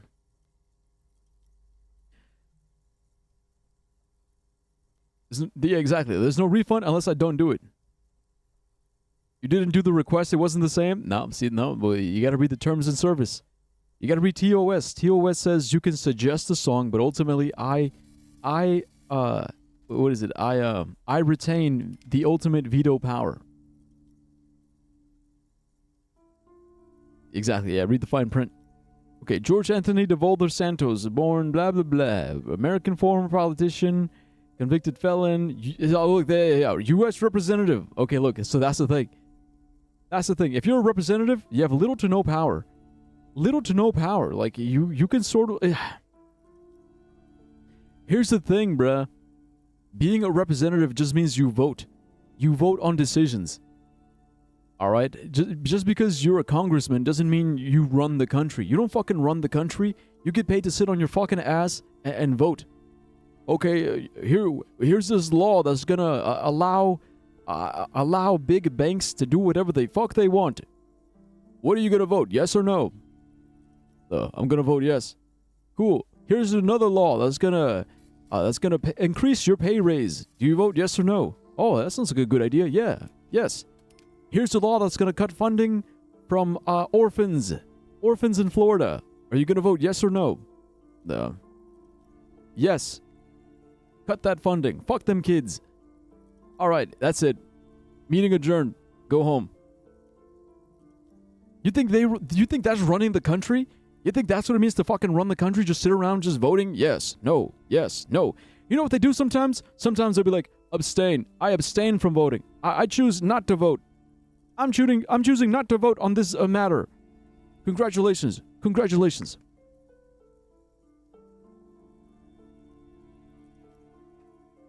Yeah, that's running the country, all right. That's running the country. Pick a song for me to sing, but beware, I reserve the right to veto the song. Exactly. So it is pick a song. Yeah, but I can still veto. You know what veto? You know what it means to veto? To veto the song, to be like, oh, well, my bad. I'm not going to do that one. Exactly. You picked, he rejected. That's what it means to veto. I veto the song. And that's the fuck ass shit, dude. The fuck ass shit is that in the government, you can spend hours and hours, like, you know, assembling a new law.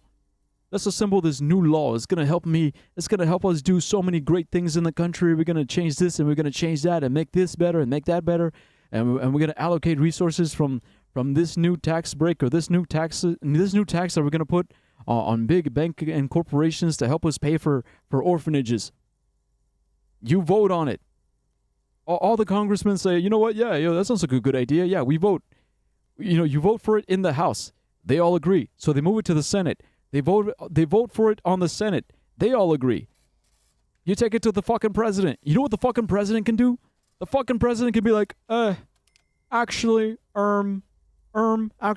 no, veto. I'm gonna veto this bill. Suck my fucking dick. Fuck them kids. And that's how you run the country. The north coast of a verdant island is shattered by the delta of a river. It is the River Esperance. Countless bridges put the shards back together, connecting city blocks to river islands. La Delta says a great artificial heart in the center, teeming with life forms and construction. To the east, rolling hillsides, Le Jardin, Stella Marie, the suburbs of Saint-Baptiste, swallowed up into the megacity. They sound rich to you. This is Rivershell East. Hudon, it's somewhere to live, not bad. Then there's Jamrock. It's bad. People shouldn't live there, but they do. Then Forburg. It's almost as bad and much larger. Then Coal City. It's the worst. It's so small you can't even see it on the map. No, wait. There it is, north of Jamrock, the strip of coast next to the Greater Rivershell Industrial Harbour. It looks downright despondent. It's almost Coal City, to be honest. So that's a map of Rivershell. That's a city. Real scammed. Derry has no rules or regulations. He can deny a song just because he doesn't like you. It's messed up. Wasn't always like that. It was clear cut and dry. Whatever you send, he sang. Even if it was his first time. I'd like to call my lawyer to get my refund. Sakuro, I'm sorry, but the redeem is cut and dry. Nah, I will call Saul. Other than the name being misleading and the description states the risks, Saul is a criminal lawyer. Are you implying you're a criminal? I'm a fucking cannibal. I guess that's a yes.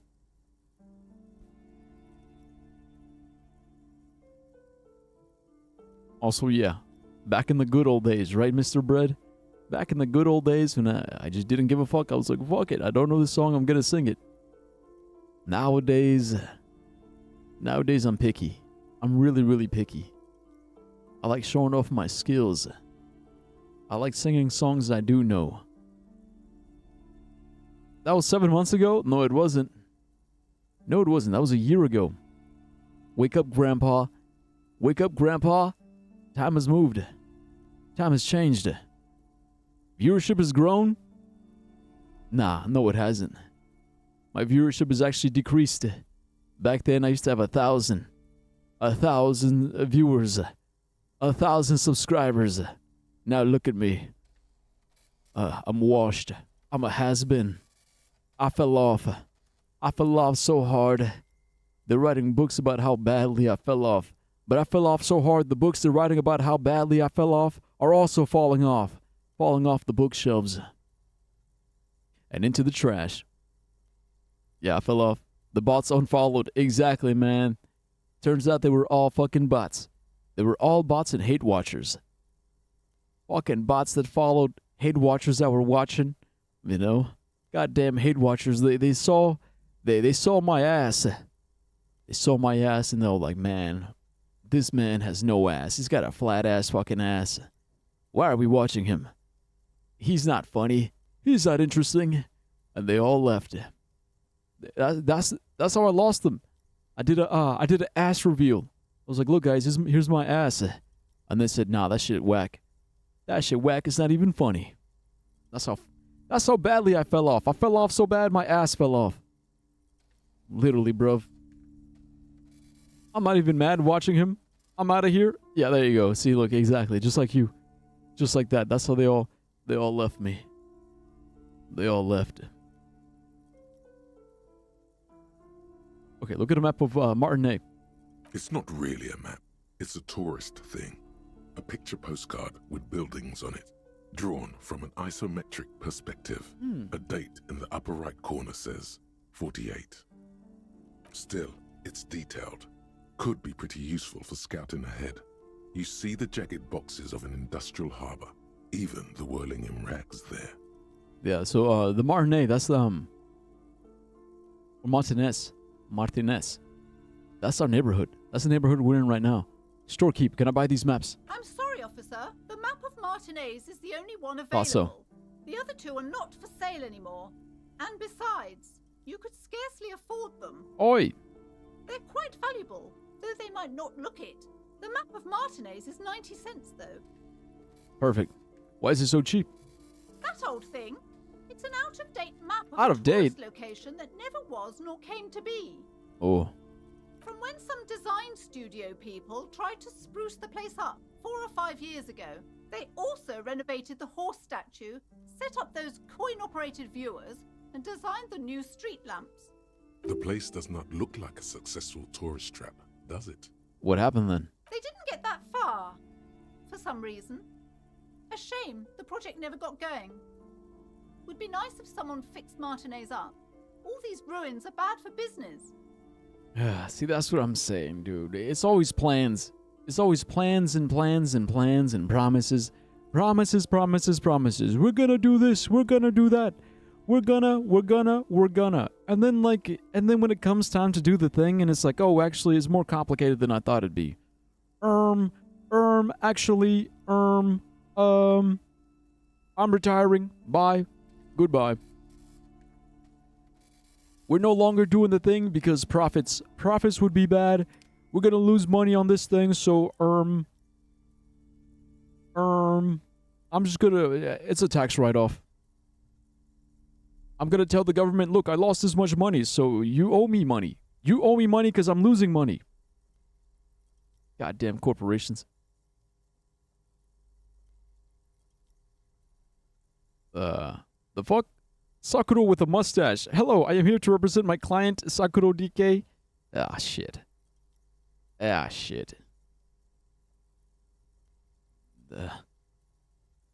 That's not Saul.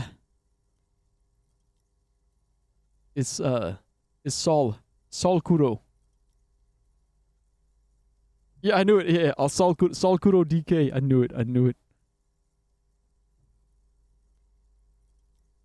But Brett was saying, a viewer base is better than no viewer base. At least the opportunity is still there. Yeah. Steal it instead. Nah, man, I can afford 90 cents. Yeah, sure. Always good to be informed of your surroundings. Yeah, tanks. Thanks, lady. Alright, what else can we get? This bookstore is not strictly about crime, romance, and biographies of famous people. There's also a wide range of paranatural literature. Look through the shelf. Amidst the various books, you find one written by someone named Matthias W. Dundas. It's about wholeness, unity, balance. These three things are very important to the working class mind.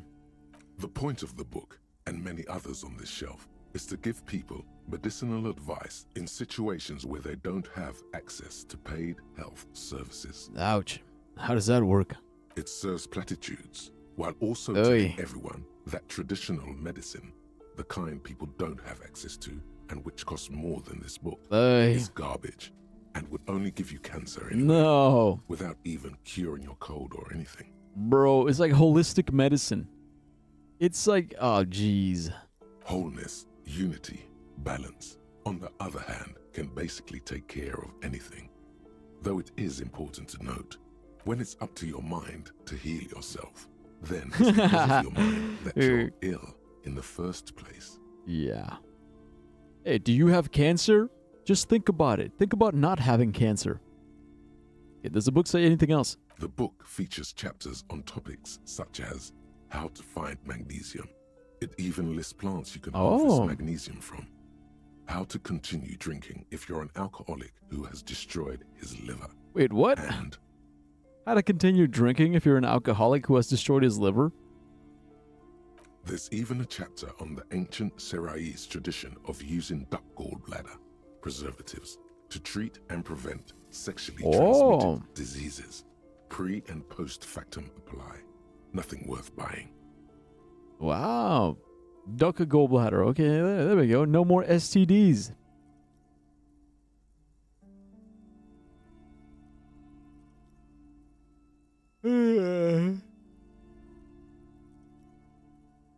Hang him by the neck for being a lawyer, burn them at the stake, off with their head. As the evidence suggests, my client Sakuro isn't very bright in the brain and requests a refund respectfully, as they did not know what veto means and as such did not know what contract they signed. They are also not eligible to sign legal papers as they aren't all there. They are, in fact, a schizophrenic. Objection. That's clearly AI. All right, well, I don't know what schizophrenic means, so I guess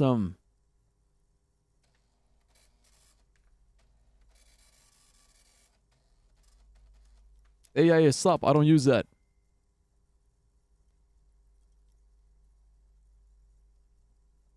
Look, I don't know what schizophrenic means, so I guess I can just reject that whole paragraph you just said. Yeah, that whole paragraph you just said, I'm not agreeing to shit because I don't know what schizophrenic means. So get out of here. Get out of here, you fucking lawyer. Why don't you lawyer some bitches? Storekeep, what books are these? Sir, please, no browsing in that shelf. What? That wisdom is not for free. That wisdom? Oh, lady, you're crazy. I can't have you end up, like, opening a police store next door and stealing my customers. Oh, What? no. Why the fuck would I do that? Is us? Oh, God. Another boring book just discarded here. Alright, I think we've seen everything. Oh, you know what? Let me check out the, yeah, the map. A worn and torn map of the Martinez area, dating from 41. A title on the top reads, Bienvenue à Revachol. It's a bit out of date, as it was originally created by a design studio in a failed attempt to spruce up Martinez and turn it into a fancy tourist location. The worn map features the patchwork grid of the streets of Martinez, with directions to appropriately touristy locations.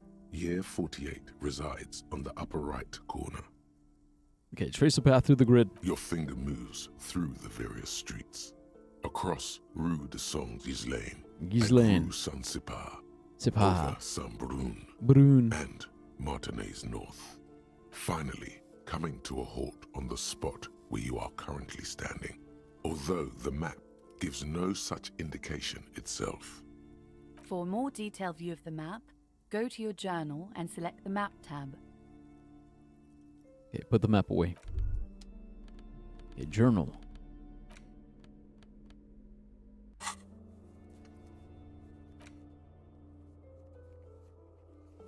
Okay, there it is.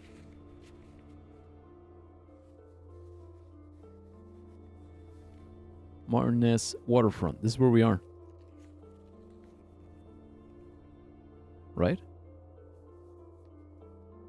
Yeah, because that's the that's the Whirling Rags. That's where the big bookstore is. The body is back here. That's the horse statue. Oh, and the yard is over there.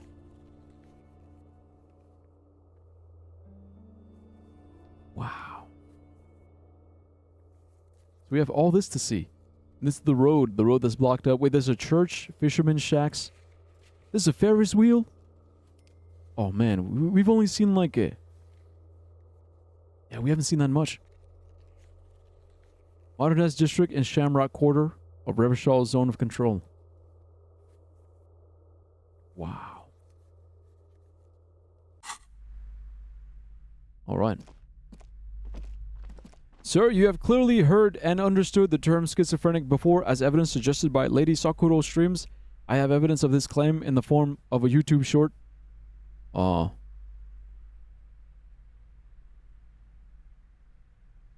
I may have said schizophrenic, but that doesn't mean I used it in the right context. I just hear it as like I hear it all the time, and I'm like, hey, that sounds like a cool word. It sounds really cool, so I just say it to sound cool, but I don't really know what it means. Man, my lawyer is so hot. Just look at the profile picture. Objection. Denied. Overruled. No, that's what it's overruled. You didn't say it, but now you proved it. I proved it. I didn't say it. You said I did say it. Look, I don't know if I said it or not. I mean, I said it just now because, you know, I said it when I read it. But just because I say it when I read it doesn't mean I know what it means. You can't object the judge. Object the judge. There's no judge. This is a mock trial. What is this, a kangaroo court? I said I had proof of context where you understood. But did I? The curtains, tattered with age and covered in dust, hang before you, as if taunting you. Do you have proof that I understood? Or was it all in your head, maybe? Exactly. See? Or was it in my head? Okay, rip them apart for real this time. You see a dimly lit room full of dusty furniture and trash.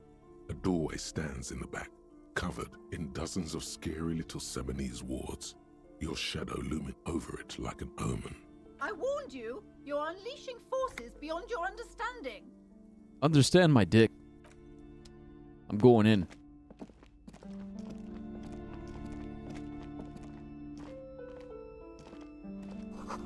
You'll see silhouette of hair dryers. Hair dryers? He used to be a hairdresser. Who's this? A vaguely androgynous portrait of a man. A heavy door with a missing handle stands before you, covered in dozens, if not hundreds, of Seminese trinkets and charms. It appears to be locked. Knock on the door. Only an echo. No one is there. They got these seals on them. Yo, is that Nakomi? Yo, yo, yo. Nakomi the homie. Yo, yo, yo. I bought micro pens and 2 different types of alcohol markers for 34 minus tax. Wait, alcohol markers? Oh, like markers that use alcohol. I was about to say, like, wait, are you gonna drink it? You gonna drink these markers? Hey, but there you go. Nice. Nice. I'm assuming you're gonna use them for art? Like art-related things?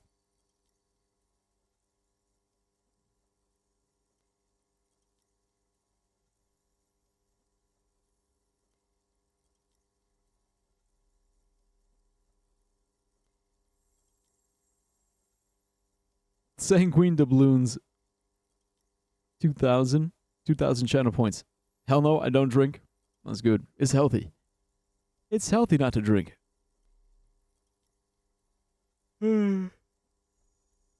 Hey man, I'll drink to that. Yeah, cheers. Yeah, I'll drink too. I'll drink some water. Wait, I am an artist after all? Why did you say it like that? What, artists can drink? Drink alcohol, I mean. You know, you never gotten so drunk you wrote a song? Or you ever gotten so drunk you drew a painting, you drew a sketch of something just to see what it would look like out of curiosity? I was talking about the alcohol markers. Yeah, like I know you're not going to drink the alcohol markers. I just mean like drink in general.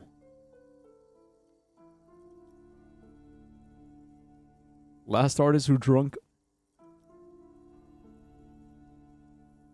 blew up Melchi's? Oh. I guess what I'm saying is, Nakomi, the way you said it is like, hell no, I don't drink because I'm an artist. You made it seem like you don't drink because you're an artist. And artists don't drink.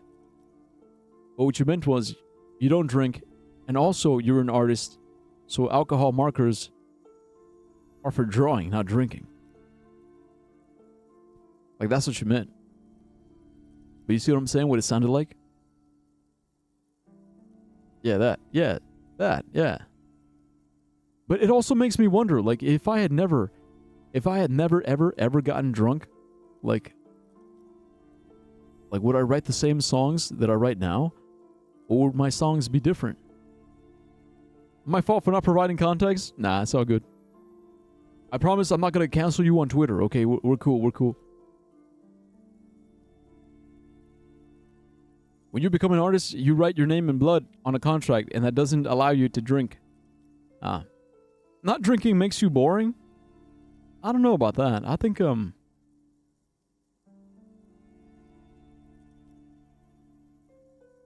don't know. See, the thing is, I used to think like that. Like, I would see guys who, like, refuse to drink, and I'd be like, why? Why don't you drink? Why not? Why not? And of course, I would always be drunk as hell. I'd be drunk as hell asking them. I'd be like, why don't you drink, bro? Why don't you drink? Why don't you drink? It's like, now that I'm on the other side of that, I'm like, huh. You know, like, I've seen both sides of it. So it's different. You actually get into the Sahara Desert if you do. Okay. Hey, it's Mrs. Denmark. That's just Denmark mindset. What, that not drinking makes you boring?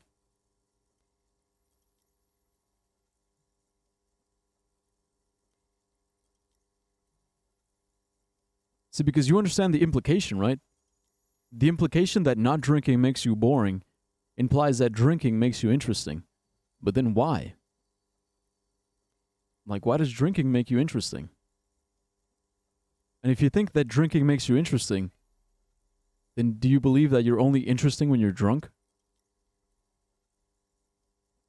Because that's kind of what happened to me. Like, I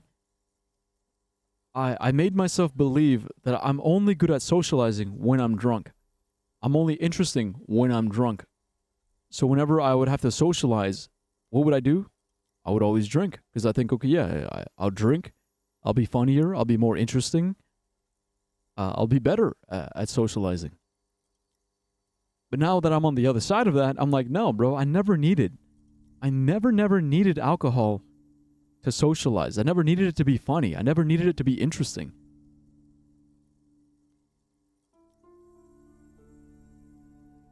So now it's like I have a better understanding of, like, it may seem that way at first, like you need alcohol to be interesting. But once you really, really find out what makes you interesting, you realize that it's not the alcohol that made you interesting. It was always you. Deep, deep down, it was always you. It was your words, your actions. It was your personality.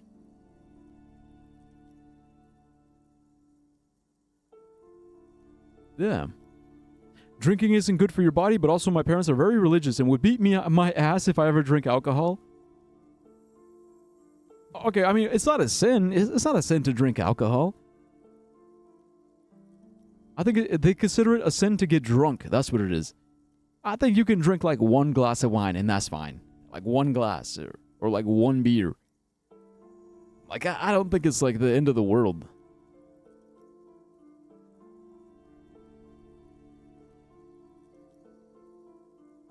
Have a look at the alcoholism chart for Denmark.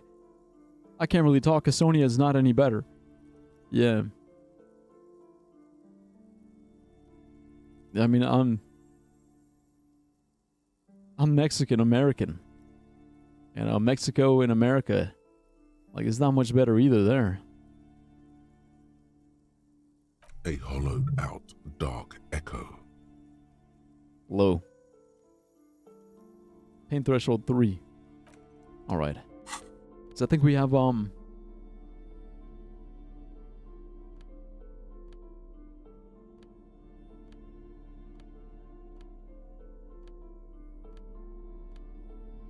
No, we don't.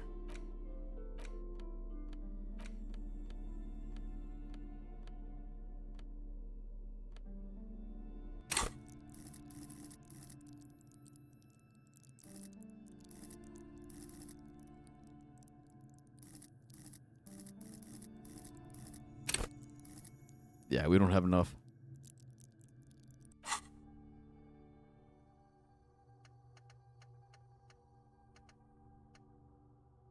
Also, we already have +1.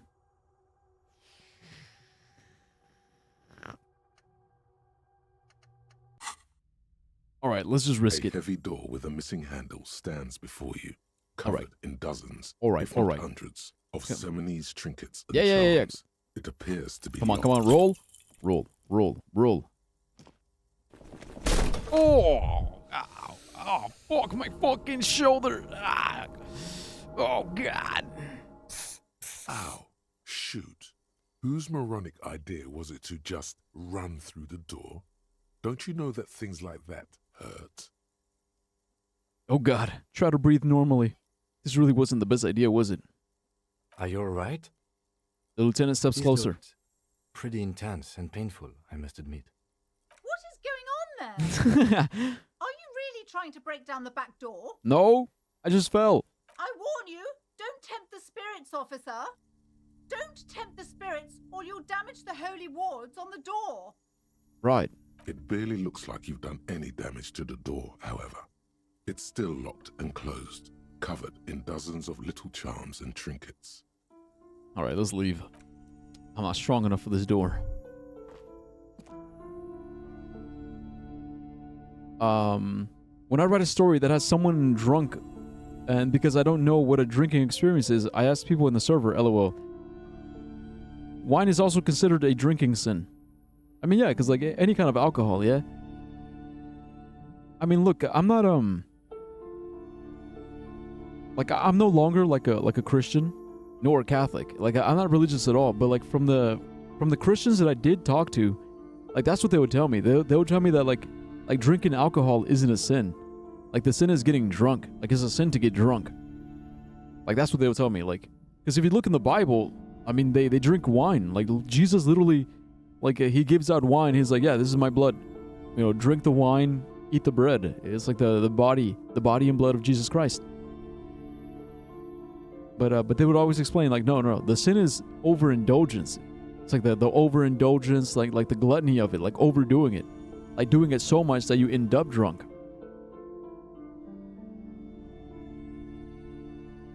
Jesus was throwing ragers every week. I don't know what they're talking about. I mean, but again, like every religion is different, or every interpretation is different. I mean, like my family is Catholic, right? They're like Catholic, but they drink all the time. You know, they don't see it as a sin. They just see it as like a normal thing. Like Americans, same thing. Americans claim to be Christians, and they're always drinking beer.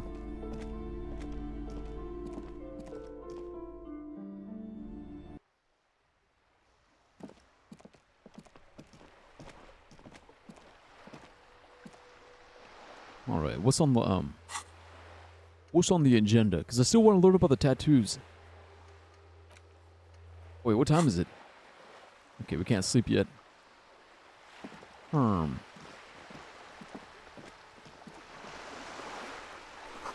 This coin-operated viewer has been banged up, inoperable. Okay, so it doesn't work. Better mouth your watch around me, boy. Oh, this guy's drunk. Yeah, also Nakomi, look, if you ever need experience from an experienced drunk, okay, I also have hella experience drinking and also hella experience being high. You hear the distant squall of seabirds. The things I've seen and said. Nothing I can't do. I'm the job for every man. Listen, boy, I don't start trouble, I fix it. I've been kicked out of every joint in River Show. Come on. The night's still young. That's my song. That's nah, this is shit. Music's my life, man. Better mouth your watch around me, boy. Things I've seen. Is that a bag? Yeah, perfect. All right. Now we can collect bottles. I collect bottles, I make money. Equip this to collect tar from the streets. Okay, equipped it where? Held. There we go. Look him. Alright, what do we got? Plastic tar. Let's go. I'm doing a good thing. Collecting trash. Collecting trash, making money. What's this? Oh, there's money. Yahoo! If not him, then the people who wrote about him. Yeah. The people who wrote about him.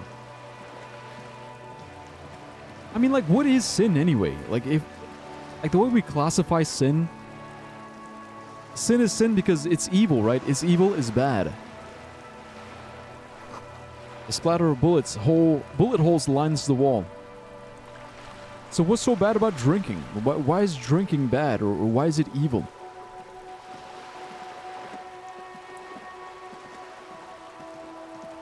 I guess we can talk to this guy. Oh, not really. Never mind.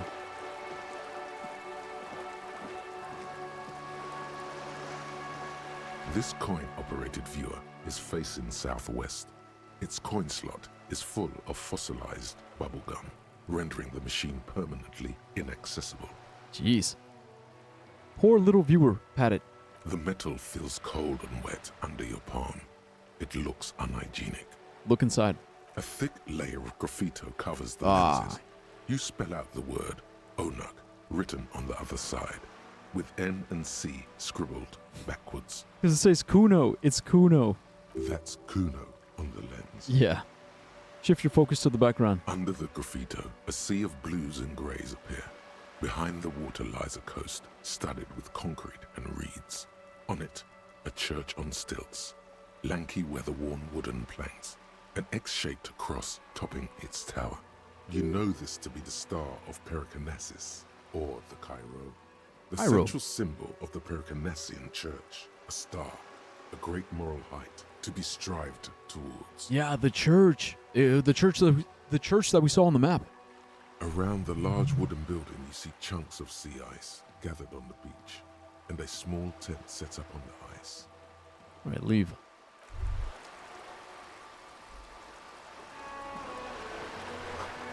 The ad reads, broken window, Tibbs has windows. Let's get more trash. Alright, we got plastic tear, glass tear. Nice. This coin-operated viewer is facing south. The instruction manual says to insert 25 centimes and pull the handle while looking inside. Then use the focus knob to zoom in if necessary. Okay, does it work though? Why place a tourist attraction in the middle of such poverty? What's the tourist attraction doing here? There was a revitalization project in 49. A design studio tried restoring Martinez to its pre-war glory. It didn't stick. What happened? They got as far as the street lamps and the statue on that intersection. Then something went sour. He lowers his voice. I suspect that something was Everard Claire. Everard Claire. He muscled them out. Ah. That's how it usually goes around here. Organized crime. Right? Can't we do something about it? We should have done something about the Union 10 years ago. That ship has sailed, officer. Insert a coin. Your money disappears into the coin slot. A clunk. The ring of metal. Pull the handle and look inside. The curtains on the display open. You lean in to catch the view. It's blurry. Different blues and greens. In the middle of the shimmer stands a drab grey shape, like a ghost. Turn the knob to focus your vision. The lenses shift. The ghost sharpens into an islet in the bay. In the ruins, a man-made structure is visible. A half-sunken sea fort. Its concrete almost reconquered by nature. It looks as if it was abandoned quite some time ago. Nothing but a rotten tooth remains of the anti-aircraft tower. A lonely birch tree grows out of it. There are ruins of some kind of building there. Really? I don't have the eyesight to make it out. The lieutenant takes off his glasses and cleans them. Leave. Whoa. Bow collector. Oh, it's done. Oh, we finished it. So who is the bow collector? Early in the morning. The world is dark blue. The sparks light her face. A delicate composition of triangles. The streets seem to grow longer, like in a dolly zoom. And there's something in the air as you stand there and wave back at the shapes growing smaller and smaller. Something that has always been there. A great see-through world. The tenderness you feel.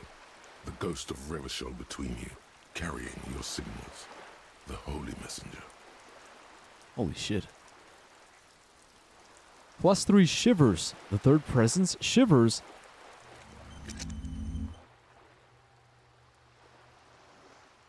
Total shivers 5. Right, raise the hair on your neck. Tune into the city. Oh, no way.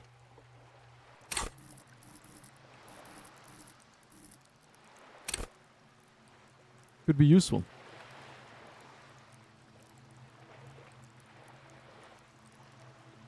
It's like an instinct, yeah?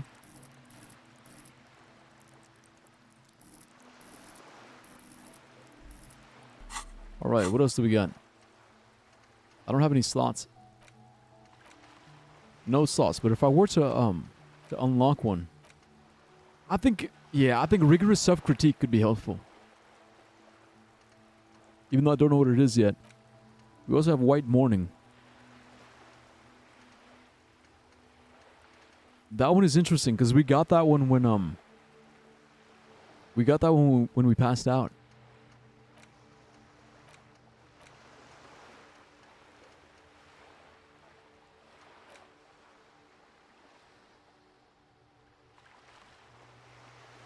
I guess we'll wait then. We'll just wait. Look, the cool thing is now that we have the bag, we can make some money. There we go.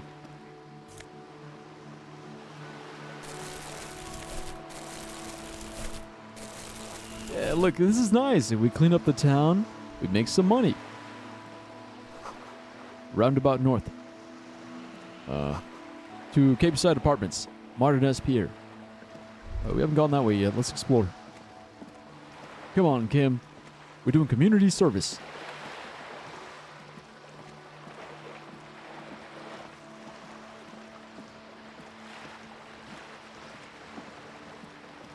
Right, more trash.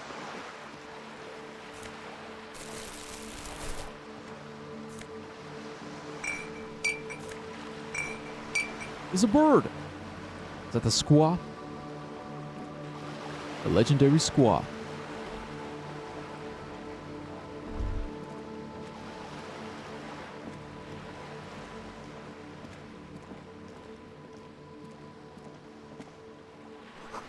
The belly of this boat shines like it was recently painted. What's over here?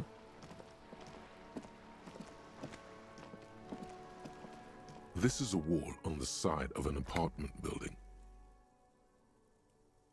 Conceptualize. It's really low. In the dimming light, some things become clearer. Wait, in the dimming light. So should we wait for it to get dark? Because it's +2. It's +2 because it's dimming. It's getting kind of late. Okay, so we'll wait. I think maybe once it gets dark, we'll actually be able to see better. Also, we can go this way. Perfect. More trash.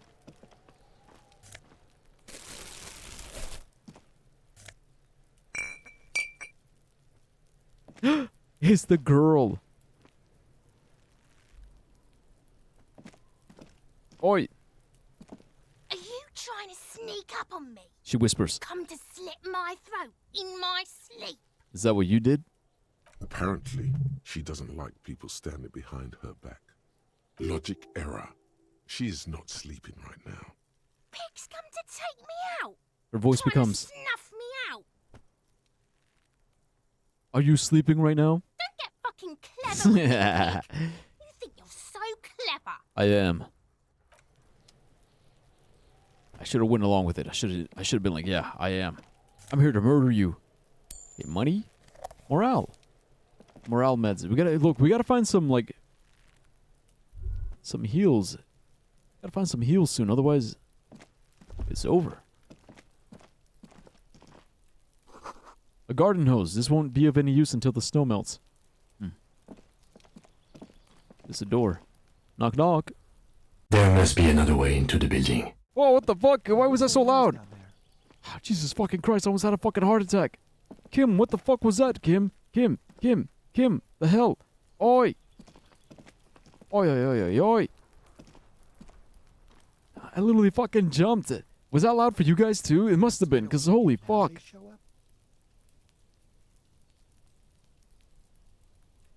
Fucking Christ. Chairs and tables eaten by rain and rot.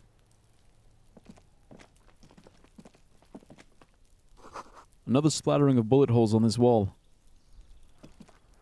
Okay, what do we got? Orange bum hat. Reaction speed. Could be useful. Health. Perfect. Just what I needed. Okay, I'm going to hold on to it. I'm going to use it in case of emergencies.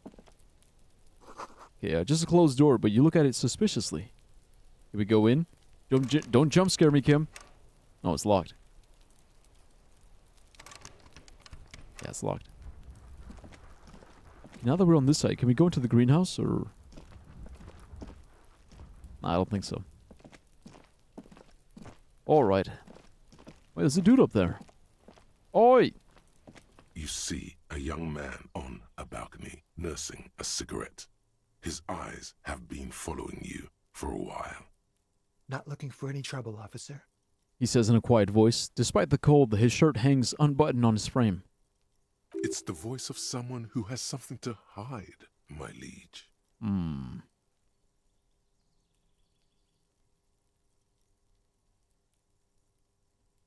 Yeah, no trouble from me. I just want to know what's going on here. I don't want to be seen talking to the gendarmerie, if that's okay. Gendarmerie? I just want to finish my cigarette.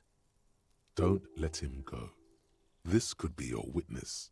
The balcony has a great view of the whole thing. Actually, the gendarmerie really needs to talk to you. Is it really that important? He asks you, adjusting his shirt. Like a nervous cat, he keeps stealing looks at the neighboring windows. All right, but make it quick. Once I finish this cigarette, I have to run. Okay, name doesn't matter. Yeah, this matters more. Looks like you've got a good view of the Whirling's backyard. Can you tell me anything about the hanging? I'd even go so far as to say that the view is a little too good, my dear gendarme. Do you have an estimate of when the body will be taken away? Ah. We will remove the body as soon as possible. Now tell us, where were you last Sunday? Oh. He waves You lazily. asked me that, didn't you? Wait, is someone else investigating the lynching? Wait, did you? Look at Kim. No, not you two. Some more muscular type. Muscular type? And when did you speak to this more muscular gentleman? The lieutenant takes out his little blue notebook and writes something down. Last week? I don't know. Look. He looks around the courtyard again. Old patio chairs and dead houseplants litter the scene. Litter the scene. Declaiming a soliloquy. See how you hang on his every word. You didn't answer the question. What were you doing last Sunday? I had a friend over. What kind of friend? It was my Sunday friend. Sunday friend. What's your friend's real name? Did he see something? He doesn't reply, gesturing no with his cigarette. Under the dull and darkening sky, the neighboring windows stand silent. Okay, can you tell me your name? My name? My name is Martin Martinez. Right, yeah. My name is Atlantin. That's definitely not his real name. Okay, you're not actually called Martin Martinez, are you? No, of course not. Could you please lower your voice? He scans the courtyard. It's silent, like the bottom of a well. Every sound captured and reflected back. Okay, look, he's not gonna... We're getting nothing out of this guy. I'd even go so far as to say that the view... We will remove the... Oh. Wait, is someone else investigating the lynching? Okay, what if I say I'm pretty sure I didn't? No, not you. And when did you... Last week? He's an actor. You didn't answer the... It was my Sunday friend. He doesn't reply. No, okay, that's something else. No, with his Alright, we'll talk later. No. We won't. He takes one last drag of a cigarette before stubbing it out on the balcony. Now, if you'll excuse me, I really need to get going. Okay, but if we use suggestion, but it's really low, convincing mistake, we might as well try it, yeah? Might as well try. It's really, really low, but let's, wait, a suggestion. Wait, is there anything? Is there anything in our arsenal that can increase suggestion? Fuck it, let's try it. Time to bring out your secret charm. Tears and begging. Show him your emotional side. Throw yourself before his very feet like a dog. Yeah, but I don't think I'm gonna do that. Please don't go. I'll stop drinking. I'll take the trash out. Just please don't leave me. Yeah, let's do that. Trash? The young man shakes his head in confusion. Please don't go. I'll even stop smoking inside. Listen, I really have to go. With the flick of his wrist, he sends the extinguished cigarette sailing over the rail. Good luck with the investigation. He walks away.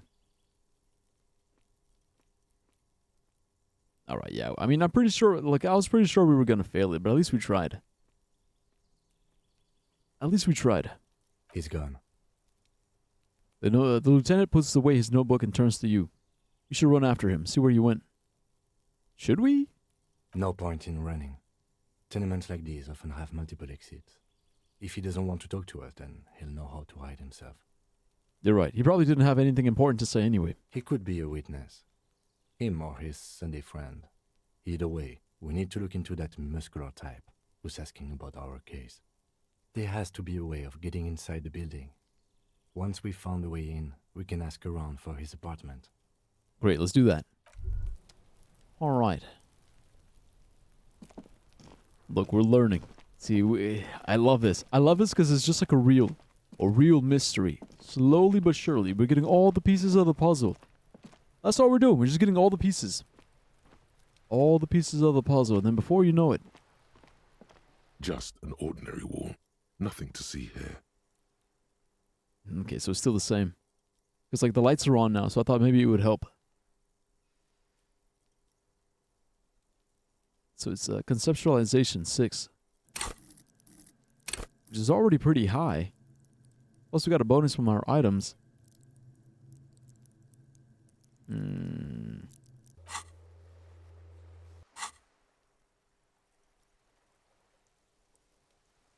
Fuck it, let's try it. You have no clue. It's just a wall. All so right. many walls all over Martinez. Weather-worn, cracked. Their paint peeling.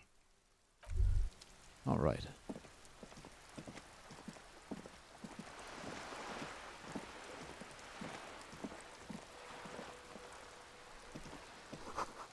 Rue de Saint-Ghislain, roundabout north. Cape Side Apartments. That's good, you know, we don't get lost. It's a dumpster. It's locked. We can open it with a pry bar. Yeah, what's up there? There's a girl up there. Did she spill the paint? Oi, ma'am! The streets will flow red once more. A great torrent rushing down Rue de Esperance. You wait and see. The girl stares at the sailboat by the pier. Her name is Cindy the Skull. The streets will not flow red with anything. Who are you? I'm Cindy the fucking Skull. The fucking Skull. What else do you want to know? Date of birth, blood type, the last time I was tested for Hep C. Don't use that tone with me. I am the law.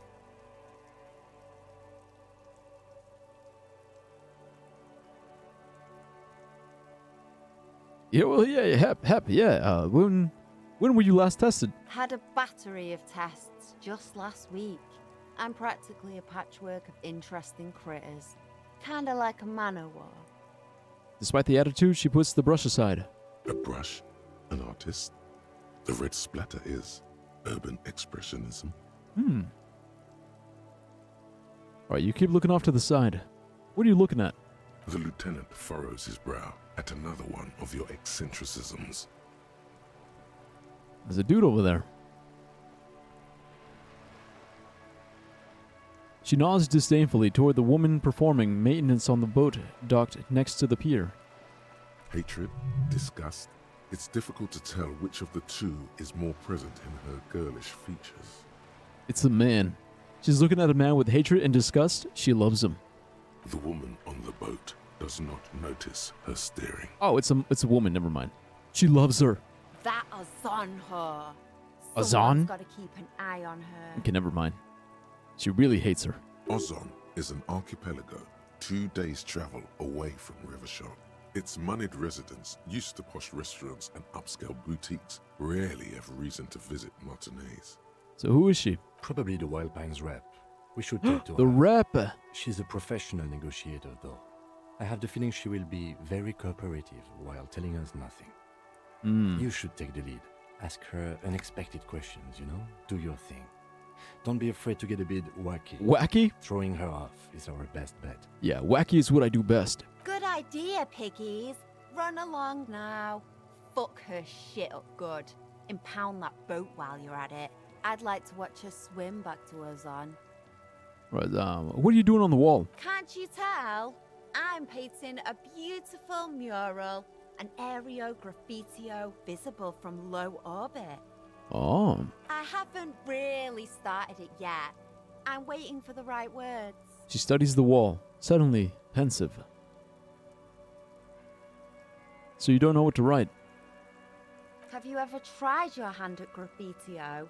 When faced with a blank wall, most people write unimaginative stuff, like pigs go home and Mona was here. Mona was here. We rarely see pigs round here, though. Just union cabs. And my name's not Mona, so... Okay, why are you so committed to defacing the building? This place is severely lacking in havoc.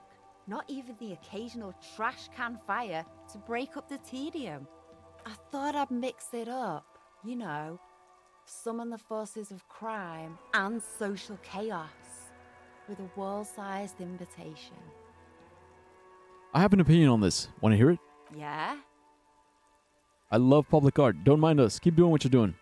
I'm going to have to stop you. This is hooliganism. Yeah, I love public art. Don't mind us. Keep doing what you're doing. Thanks. I'm sure the inspiration will come to me now that I have an official RCM stamp of approval. Yeah, she didn't need it. She means the opposite.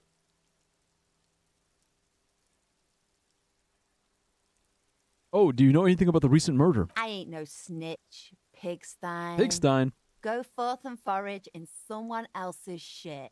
No shortage of squealers in these parts. Actually, there is a shortage of people who talk to us in a normal, calm, informative manner. We weren't put on this earth to make your life pleasant, fucko. Fucko. All right, catch you later, Cindy. Watch your back, ungulate. You've got eyes on you. See, now that's a new one. Ungulate. I like that. Because, an ungulate. Ungulates are, like animals with hooves, right? That's another way of calling me a pig. Clever. Clever, clever. I like it.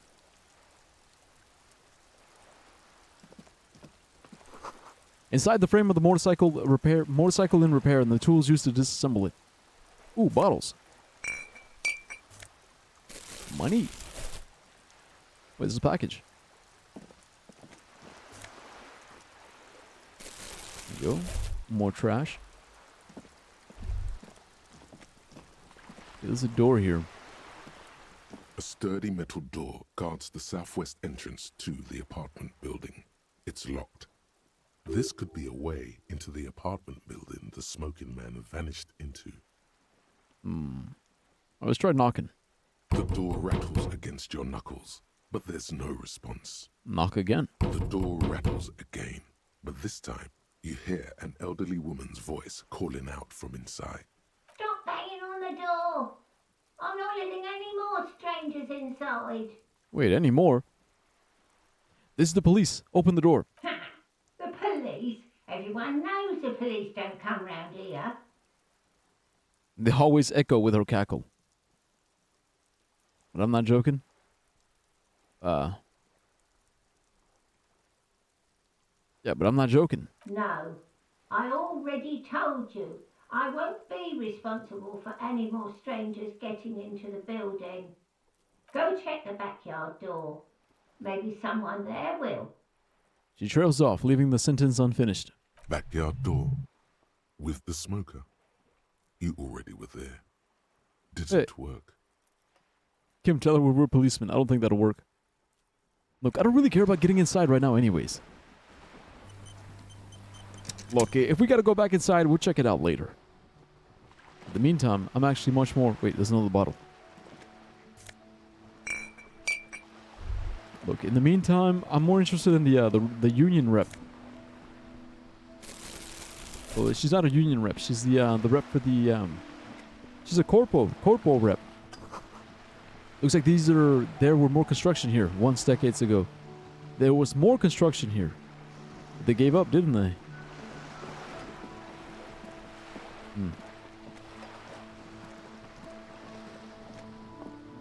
What, we got more bottles? Oh, meds. Nice. Gotta take my meds, Kim. My meds. More bottles. Oh, whoops. Yes? You gotta move, Kim. I'm trying to get my bottles. Oi!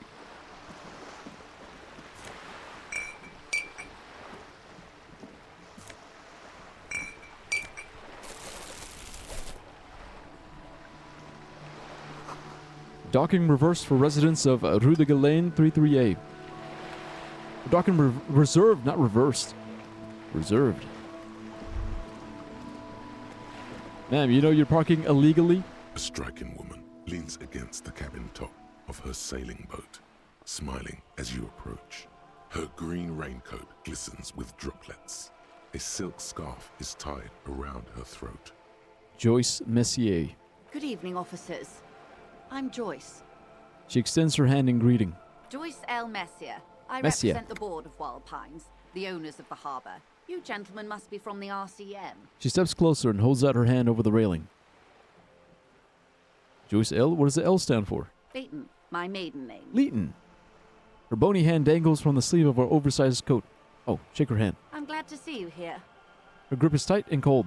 Like steel, there is strength there. If she wanted, she could sink her nails deep into your skin. Why does that turn me on? I was dispatched to handle a strike, not a lynching. Anything I can do to assist the RCM in this matter, I will. Gladly. Gladly. That is good to hear, madame. My colleague will take the lead on this interview. I should let you know that he is recovering from an unusual medical episode. Very unusual. But I can assure you of his ultimate competency. There's a trace of irony in his voice. Mischief, even. This is a tactic. I know what he's doing. It happens quicker than a shooting star. But did the lieutenant just wink at you? Yes, he did. Interesting. She turns to you, unfazed. I wish you a swift recovery. In the meanwhile, you have my full cooperation, and the full cooperation of the Wild Pines group. All right, this is perfect. This is perfect. Now I'm allowed to be as crazy as possible. All right, what do we do? You seem rich. Can I have some money? Is what you want to say, but it isn't that easy. Oh, what? Why not? Look at that lady. Take a gander. Squint your eyes, bub. What lustrous hair. A well-kempt, yet tastefully short bob of dark hair. Despite the first hints of grey, she's elected to keep it au naturel, shaped into a permanent wave. Late 40s style. It's kind of hot. Positively statuesque. While dull orange pearls hang from her earlobes, red from the cold. Her light green eyes scan you, full of knowledge and worry. Wealth and all its possibilities. Damn, why is that hot? These are the kind eyes of the rich man that seem to say everything is possible. Yeah. Within reason. Yeah, so? Now look at you. You misery-clad simian. Barely able to tie your own laces. Your armpits are lakes. A scythe of booze precedes you. Your hair sticks to your forehead, and your underwear feels uncomfortable. Yeah, all right, well... You're poor. Poor as balls. As balls. You can't ask this person for money. You're too... Ashamed? I'm not ashamed. What is this feeling? I've never felt it before. I'm a goddamn working man. I'm not ashamed to shake this leash for some dough. As I should be, for even considering it. This is a woman, and I'm a man.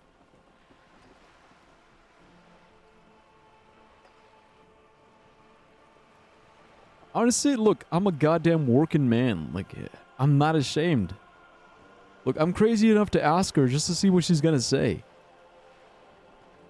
You think your little communism protects you from this feeling? No. The more demeaning it is to grovel at her feet. Bro, I'm asking her for money not because I need it. I don't need the money. I just wonder if she will give it. I'm curious more than anything. Bro, like I do have a job. I got a job, I can make my own fucking money. I'm just asking her to see what she says. As I was saying... Aw, that's lame. If there's any way I may be of assistance, please don't hesitate to ask. You can be of assistance. Can I have some money? Voila. You seem rich. Can I have some money? No, you know what? No, just can I have some money, ma'am? Of course. She How nods. much do you need? She doesn't even smile. She's surprisingly nonchalant about this. Could it be that she somehow knows more about your predicament than she's letting on? Let's get the 130. I need 130 real. That's a good sum. Not too small, not fantastically large. She reaches into her raincoat and pulls out a zip bag. In it, you see paper notes arranged like black gills. She removes a few notes and hands them to you. The paper is cold and oily to the touch. There must be about 200 real in that zip bag, maybe a little less, plus some change at the bottom. So, I hope I didn't just bribe you, officer. It may not be technically illegal under the Emergency Act. Still. Dude, we actually got it. See, that's what I'm saying. It's like we can't be fucking, oh, I'm ashamed. I'm ashamed to ask for money. Ooh, boo, hoo, boo. It's like, nah, bitch. It's like, we all need money. We all of it. Everyone. Every single person needs money the same way they need to eat, drink, and shit. Imagine being ashamed to ask for a bathroom. I'm ashamed to ask to go to the bathroom. Like, I don't want people to know. I don't want these people to know that I'm taking a shit. Bro, we all shit. We all piss. There's no shame in it. No fucking shame in needing money. We all need it. But anyways.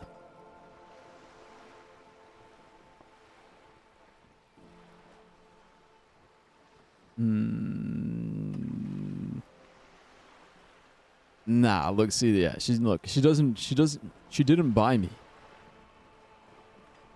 Saying I am honorable is a bit meh. Look, honestly, yeah, I'll do this one. I'm still getting my head around this whole money concept. You were just helping me out. You're right, man, that donations are permitted under the Emergency Act, unseemly as it may be, as long as they are properly logged with the precinct. Yeah, exactly. Properly logged at the precinct. Which he most certainly will do. I will. Now, how else can I help the RCM today, besides supplementing its salaries? Right. Okay, now let's get down to business. See, now she's like, all right, this was weird. Now she's like, look, now she's a bit rattled. She's a bit confused. We need to confuse her further. Can you tell me about the strike? Everything. Right up to, but not including, trade secrets. Trade secrets. Ah. All right, wait, what if I want to hear the trade secrets? First, you'd have to repeal the Emergencies Act of Trade in Elements. That gives me the right to silence. It's quite the octopus. The octopus that straddles Revachon, the Emergencies Act, is the cornerstone of post-war Revachon, inseparable from the world it created. An octopus? I will slay it. Nah, okay, it's whatever. Look, I don't need the trade secrets. Wouldn't want to disturb an octopus. Better let it be. I'm glad you see it that way. To repeal the act would mean repealing the coalition government. Wait, really? The one that leases you the right to police West Revachol. Interesting. You'd be shooting yourself in the foot, in other words. Leave it alone. For now. But I am derailing us. You wanted to know about the strike. Yeah. So what's your role in it precisely? I believe the official title is Senior Labor Negotiator. In practice, I'm a grocery clerk. I relay the union's demands to Wild Pines and return with Wild Pines' counteroffer. And how are the talks going? They're not. That's the problem. The union stopped all negotiations a week ago, after that awful lynching took place. Interesting. Also, there's a mosquito right here. I'm gonna catch it. Ah, it's gone. Wait, she just admitted that the lynching and the strike are connected. Now they won't even let me into the harbour. There's a 2-meter-20 racist behemoth blocking the gates. Oh, I know that guy. Yeah, a measurehead. Look, she admitted that they were connected in the sense that because of the lynching, they stopped negotiations. But anything beyond that, we don't know. Yeah, Jean-Luc, my race mentor, he's a great teacher, a man of virtue. Nah, fuck that guy. So the strike is connected to the lynching. Yes, I believe there is a connection. But that's a subject for later. Later, her eyes narrow. Okay, let's do this one. Let's see what she says, how she reacts. You mean Jean-Luc, my race mentor? He's a great teacher, a man of virtue. Oh, so you've met him. She takes a sip of Has he tea. beguiled you with his inane theories? Beguiled me. My colleague has his peculiarities. Let's not go into this particular one just yet. Just yet? Of course. To each their own. Alright, so how were the talks going before the lynching? Let's say I was not making the kind of progress I'd hoped for when I first arrived. And when did you first arrive? I arrived 3 weeks ago. She thinks. Yes, in the middle of February. The bay was still partially frozen then. I prefer to do these things on site, like the RCM. Wait, 3 weeks? She's been here for 3 weeks? But the strike began in December. Guess they waited for 2 months for it to get serious. I wasn't the original negotiator here. Oh. I took over after Mr. Gaumont hit a wall with Mr. Clare, the union boss. Mr. Clare refused to speak with Gaumont despite concessions he'd granted the union in prior negotiations. Wait, Gaumont? This isn't the first time the union has gone on strike? Heavens no. There have been 2 prior strikes. Both times the union won significant concessions, including overtime pay and a medical plan. This time their demands are more, I guess you could say, aggressive. I heard it was, they want a crane, a new crane, and something else. Even. It's meant.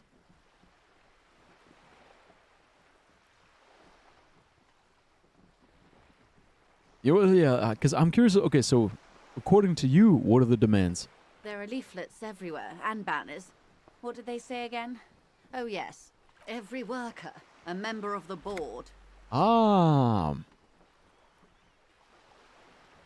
Every worker, a member of the board. Most of the workers probably don't know what that means. They want to own the company. They want to have a democratic ownership of the company that they work for.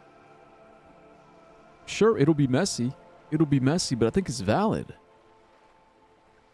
That's why education is so important, because like the thing is, whenever people talk about, okay, well, every worker shouldn't be deciding. They don't have the knowledge to decide. Like, you can't let your workers choose how to run the company because they're workers. They're just workers. They don't know how to run a company. That's why you educate them. It's like, okay, you're a worker. You're part of the company. You're part of the machine. Learn about the machine. Let me teach you about how the machine works. Like, yeah, you're just one little gear, but you know what? I think you deserve. You deserve to know the machine that you form a part of. Yeah, it's... Because it'll help you. It'll help you make better decisions when you're working as a cog in the machine. It'll help you make better decisions, like when you're voting for what the machine does. I think it's really ludicrous to like keep the workers in the shadows, to keep them like not knowing shit, and assume that your company is going to be better for it. Like, it's better if they don't know. It's the same thing with a family. Like, I used to hate it when like my dad wouldn't tell us shit. All he would do was just like bark orders. Orders. Do this, do that, do that, do this. Blah blah blah blah blah blah blah. And then whenever we wanted like to have like more of a say in what we do and where we go, it'd be like, no. We do what I say because I say we do it. And that was it. That was the end of the the negotiations. And then And then when it's like finally time to go on vacation, or when he would suggest, okay, let's go on vacation. Where do you guys want to go? And it's like, all right, do you really want to know where we want to go, or are you just asking us just so you can say no? Like, well, what's the point? Like, are you gonna actually respect our opinion, respect our thoughts, or are you just gonna fucking dunk on us?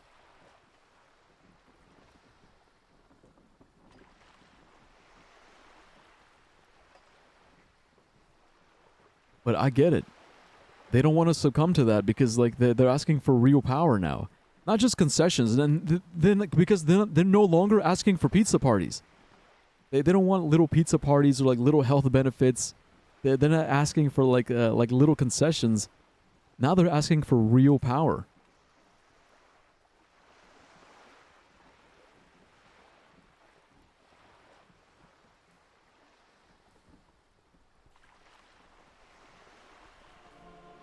I like it.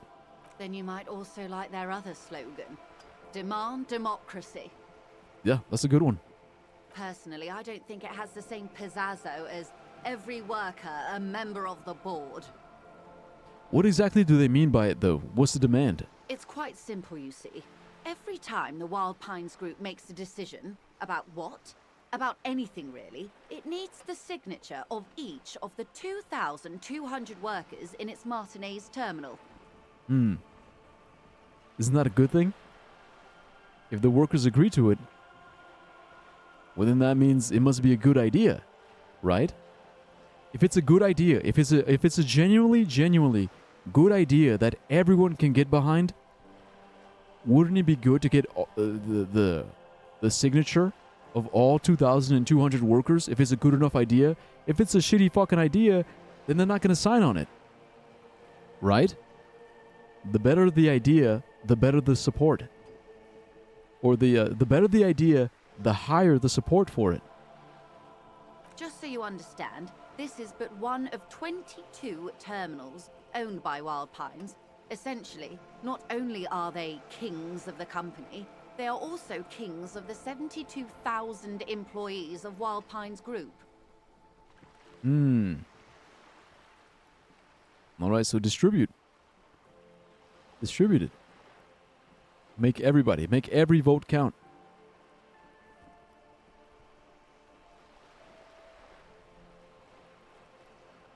Now that's interesting though. Because it's this. So it's like this one terminal wants to be part of the board. And what about the other ones? What about the other employees?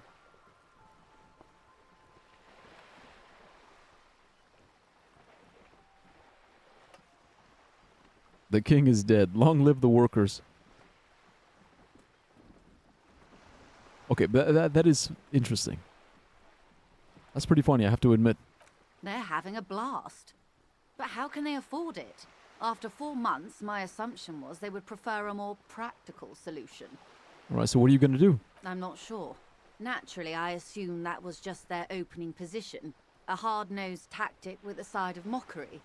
But there's been no follow-up, just the same nonsensical slogan repeated over and over again.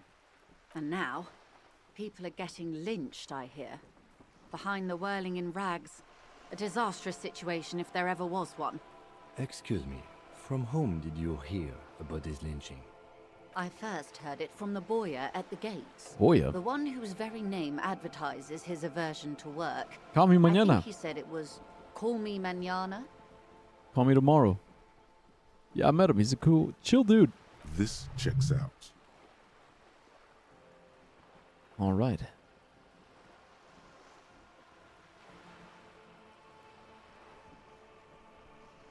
I want to ask about Gamont. So, her predecessor. So what happened to this Gamont? Mr. Clare told him to... How did he put it? She pauses to compose herself.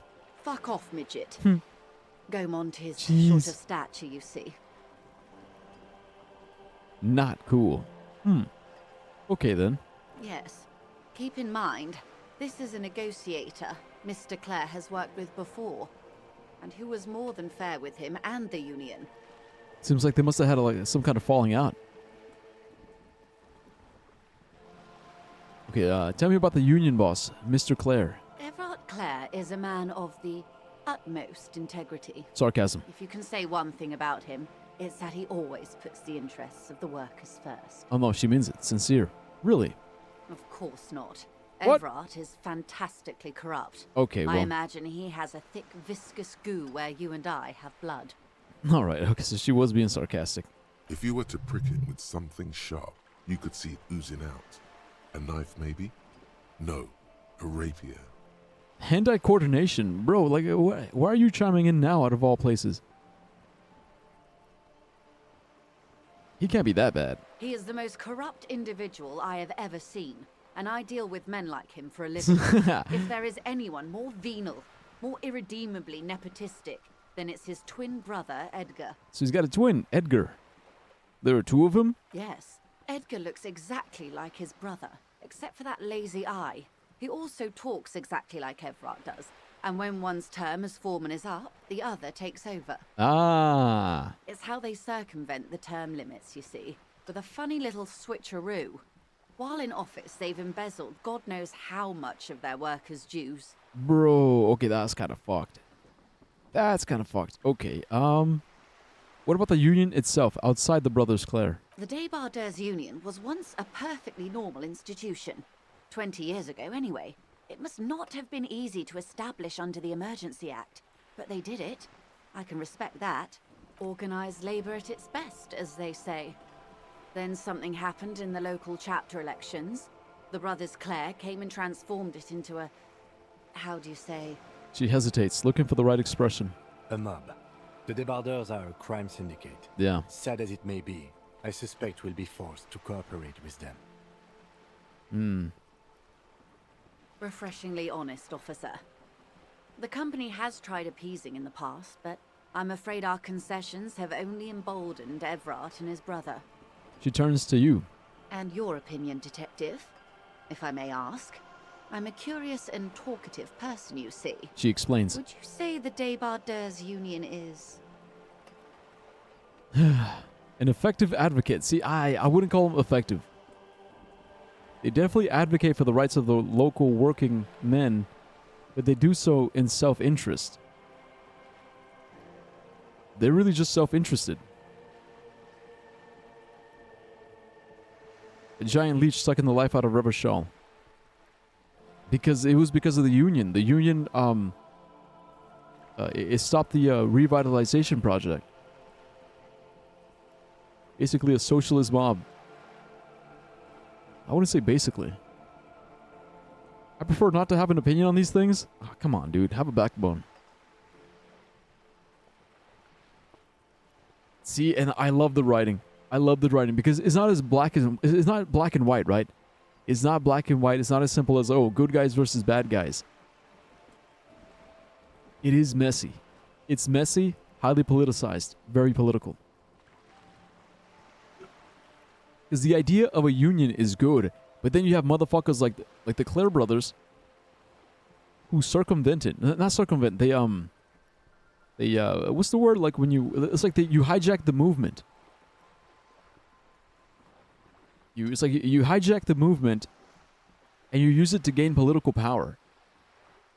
It's like when you're anti-racist just so you can be hateful. You know, it's like fake activists who become activists so they can go around hating and advocating violence. It's like people who have no real skin in the game, but they just want to they want to choose a side and throw shit so they can throw shit.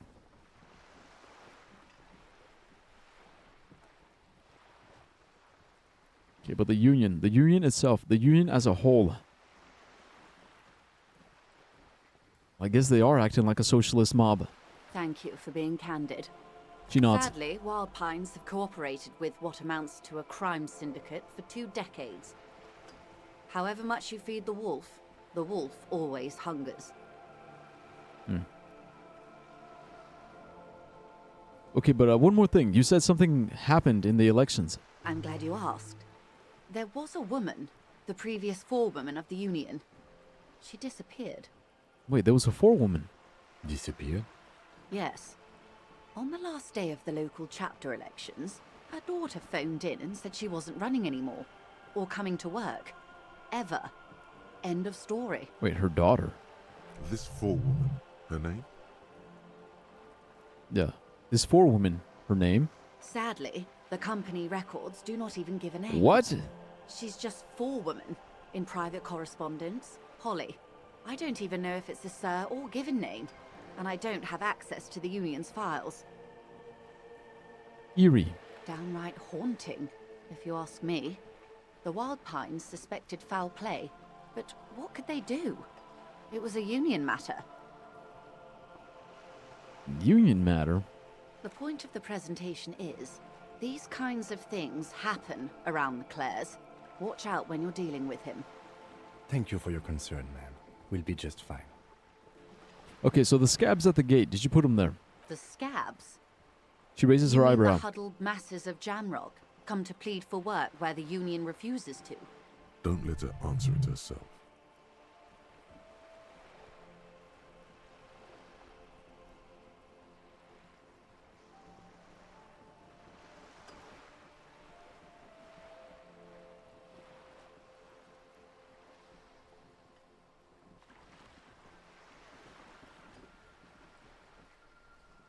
No, I mean scabs.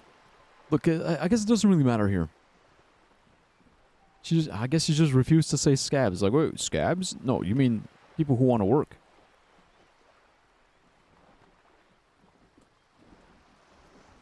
All right, you know what? Nah, yeah. Let's call them strike breakers, okay?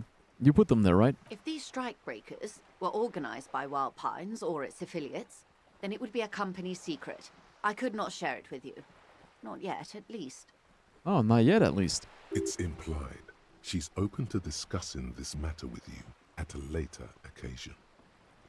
Okay. That's all I needed here. Let's change the topic. Of course. How else can I help? You're on a boat. Why, yes I am.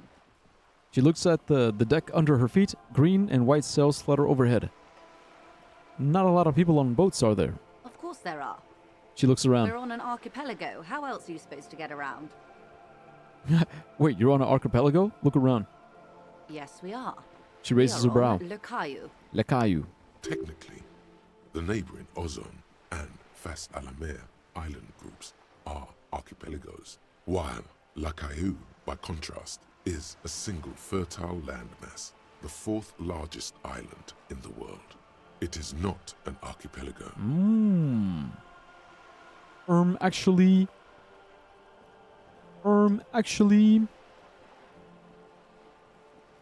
Wait, I thought La Caillou was one big island.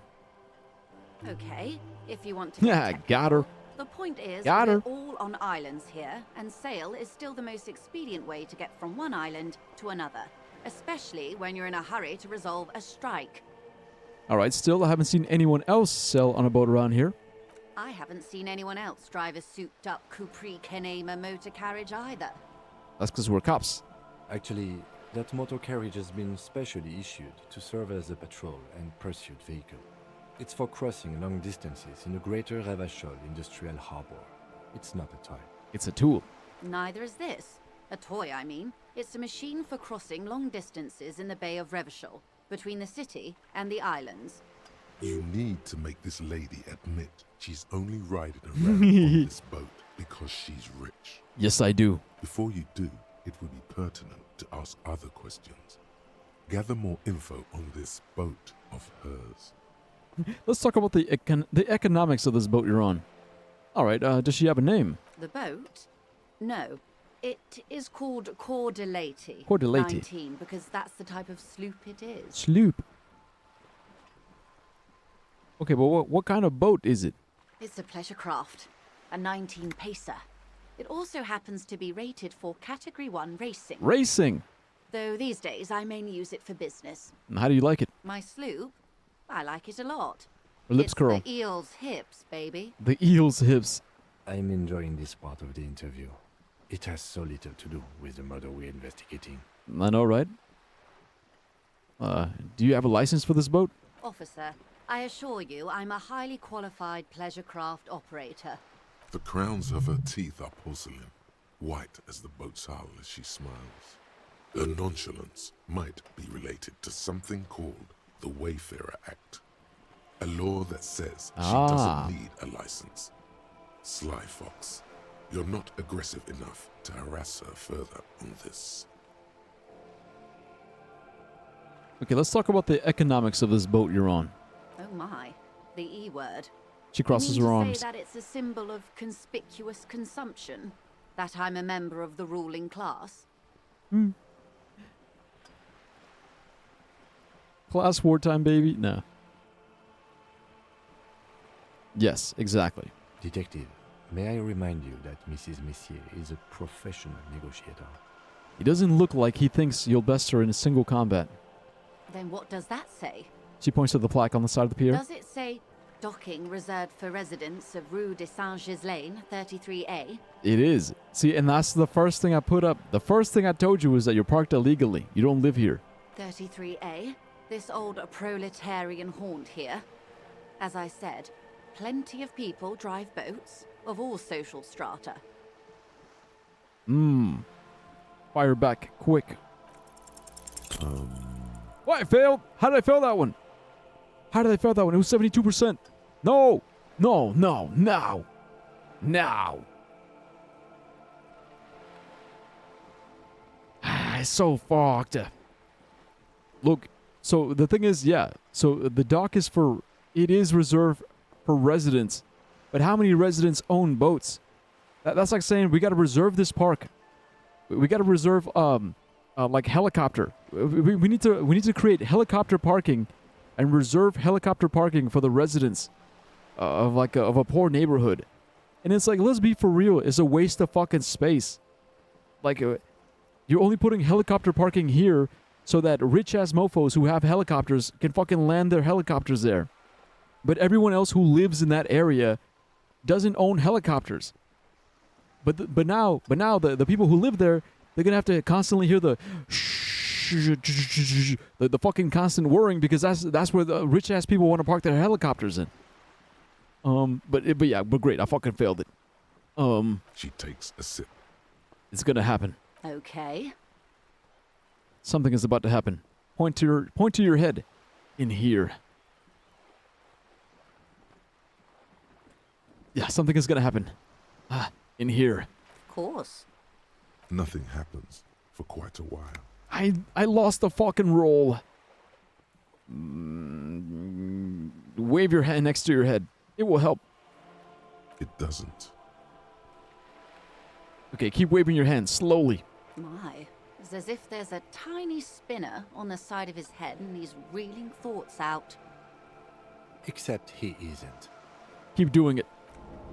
Oh, shit. Lieutenant, I truly don't understand what is happening here. I'm crazy. I told you his methods are unconventional. Okay, I swear to God, I'm usually sharp. I don't know what's happened to me. Why am I not killing it? Your marbles on glass, dear. Don't worry. Your marbles on glass. Never heard that one. All right, well, what were we talking about anyway? It was quite a while ago, but I think... Yes, we were discussing my fast, large, ineluctably middle-class boat. Hey, do I dare? Do I dare go for it again? There's no way we can lose it twice. Well, it's not going to allow me to do it twice. It's going to be locked, isn't it? Oh my, the E word. Yes. Detective, may I remind... Then what does that 33A? This old proletarian haunt here? All right. Yes. Anyway. Or, okay, whatever. I think I have a handle on the boat thing. Good. She takes a sip of her thermal cup. Yeah, sipping her tea. Dude, this lady's interesting. I like her. Okay, tell me about Wild Pines. What do you do? What we do? I'm afraid I don't speak for Wild Pines as a whole. It's a giant undertaking. There was a touch of discomfort there. She wants to merely represent. Okay, so what do they do? The Pines' core competency is logistics. Container shipping, freight, that sort of thing. See those airships there, blinking? Those are the shipping side of things. And that is the terminal. Another subdivision deals with energy, oil and gas exploration, offshore platforms. Oh. The Wild Pines Group is one of the original Revacholian Indo tribes. Companies awarded royal monopolies by the king, the suzerain, himself, centuries ago. The king is long gone, but several of the Indo tribes remain. Who are the other Indo tribes? Son Baptiste, Elysium, an unknown entity known as Brightest Star. Brightest Star. You're in good company, it seems. Why, thank you. She does not register the real meaning of the remark. How much money does Wild Pines have? I guess might as well ask. How much money does Wild Pines have? I'm not at liberty to discuss the company balance sheet, but I can tell you that last year, the company booked more than 20 billion real in revenue. The money I owe is so much less than that. 20 billion. That's it? I thought Wild Pines was supposed to be big time. And to think, there are years when the group books losses in the billions. Oi! A wave hits the sloop. She grasps the mainstay for balance. Wild Pines employs 72,000 people, all of whom have families that depend on their salaries. It is a tremendous responsibility. Okay, but where does the Wild Pines get all these billions? They started as an exploration and cargo fleet conducting trade between the Samaran and Insulindian Isolas 250 years ago, when Pine ships explored the South Seminese and charted Lomantang on behalf of the suzerain. Centuries of care, deliberation, and madness have gone into this endeavor. Vessels pass through the great unrest to re-emerge with apricots in tow. The logic of the system is totalizing. It's taken everything from its employees to build it. It's taking everything from its employees to build it. Oh, man.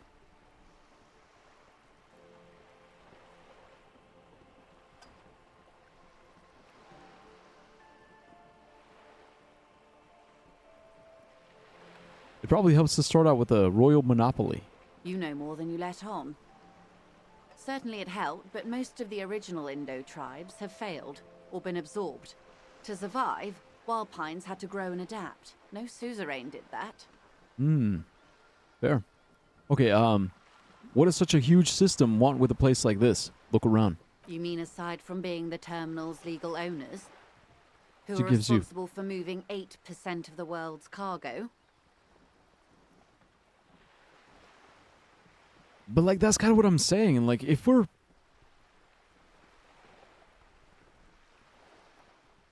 They legally own...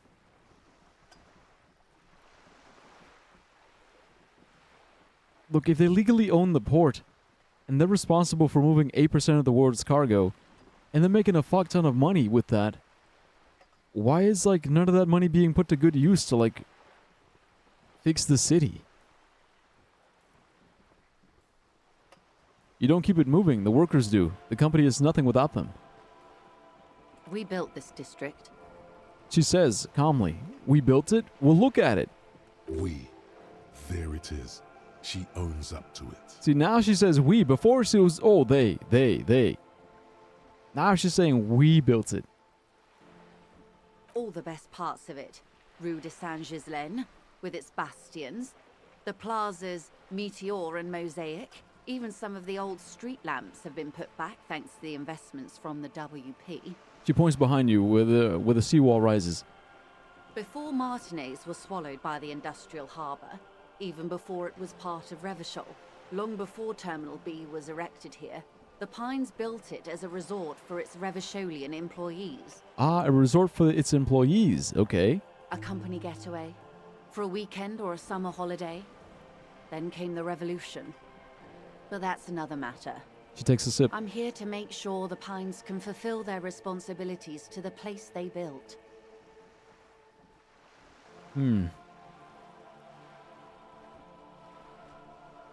Oh, no, man. Look, it's one thing to build it. It's another thing to take care of it.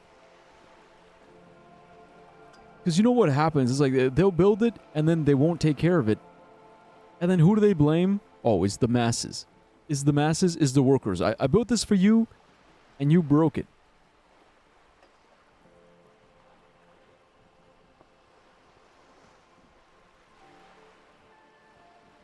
Alright, let's see what she knows. Okay. So what can you tell me about this lynching? Quite a few things, I'm afraid. She falls silent for a moment, contemplating something. The information I'm to share with you includes sensitive trade secrets. For the sake of my employer, I have to ask for your names and badge numbers. Ah, shit. Of course, ma'am. We should have introduced ourselves. I am Lieutenant Kitsuragi from Precinct 57. And this is my colleague from Precinct 41. He points I'm to you. afraid He doesn't have his badge at the moment. I hope mine will suffice. It won't. How curious. She returns. Why is that, Detective? She returns the lieutenant's badge and turns to you. Remember when my partner told you I'd recently suffered from an unusual medical episode? My lost badge is related to that. See. So, are you saying you lost your badge during the course of this episode? After a night of heavy drinking. I could have eaten it for all I know. Look, I'm just gonna say yes. Yes. I can't hear you, darling. Speak up, please. Ah, fuck. Okay,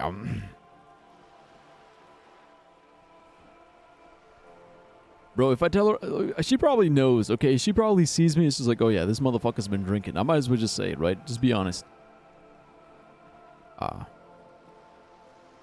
It's possible. After a night of heavy drinking, I lost all my memory of my life and the world. Oh dear. She sighs. I suppose this does explain some of the more curious turns in our conversation. She must have been suspecting something for a while now. Now she knows. As I said, ma'am, his technique may be very unconventional, but he is an officer of the RCM. I'm an officer. Of I'm the law. course, I sympathize, but I'm afraid I simply can't share anything more until I've seen that badge. I'll find it. She's a professional negotiator. She should be open to some sort of mutually beneficial arrangement. Okay, we can do suggestion. +1 sympathy for your amnesia. Pities your boat failure. Well, okay. Okay, we have no suggestion stats, though, at all. 28%. How do I negotiate my way out of this? It's worth a shot, right? Look, we've won. We've won with worse odds. Feelings will guide the way. Okay, but madam, I need to know about this lynching. It's very important to me. It's the case I'm solving. I assure you, it is no small matter for me either. We all share the responsibility for disarming this situation. I hope you have a badge for me as soon as possible. You have so much else. I have only this. Spread your hands. This is the entirety of my existence. She's silent. The wind flaps the sail above her. This boat, for example, and a home somewhere. I only have this case. Oh, fuck. Ouch. Officer. The carbon... Okay, I guess I shouldn't... I overdid it. The carbon fiber hull creaks.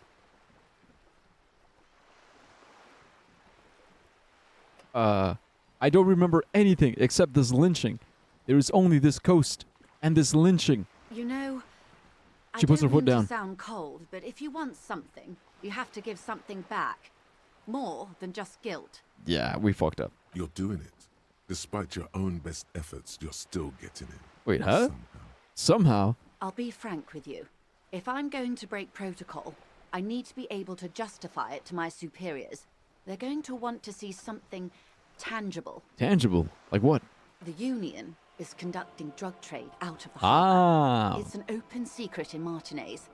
Surely it must not come as a complete surprise to the RCM either. Perhaps it's time to look into it. Gotcha. Or you can find your badge, which honestly seems like a lost cause. Could be. Like, it could be at the bottom of the sea. Detective, a word in private before we continue. Excuse us for a moment, madam. What is it, bro? Hey. Wait, what? Rhetoric? Who, me? Yes, you. Word on the street is you're ready to start building communism again. How come there's word on the street? You keep saying things like, down the bourgeoisie, eat the rich. Sodomize the landowners.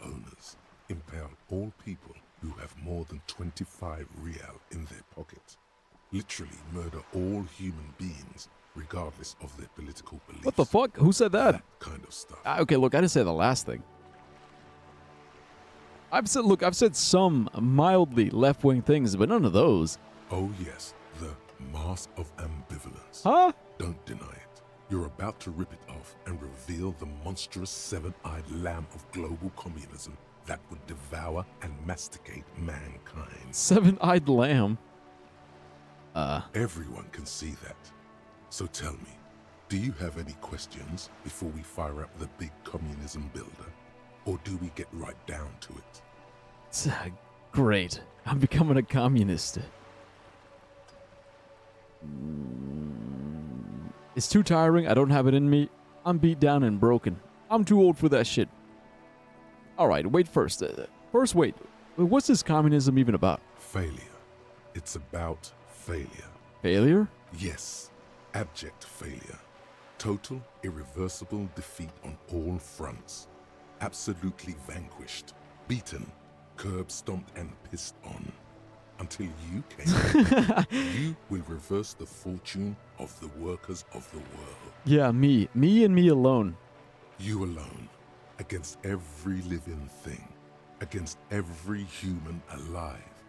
800 trillion real in the hands of an impossibly well-organized ruling class. Towering city blocks of bankmen who have the ears of prime ministers. Million-headed armies of nations and the love of your own mother. It's a beautiful dream. You against the atom, the charm and the spin. Where the whole world failed. Matter failed to bend to human will. Human will fail to get out of bed and tie its laces. You alone, single-handedly, will rebuild the dreams of the working class. You are the last communist. The last communist. Now get to work, comrade.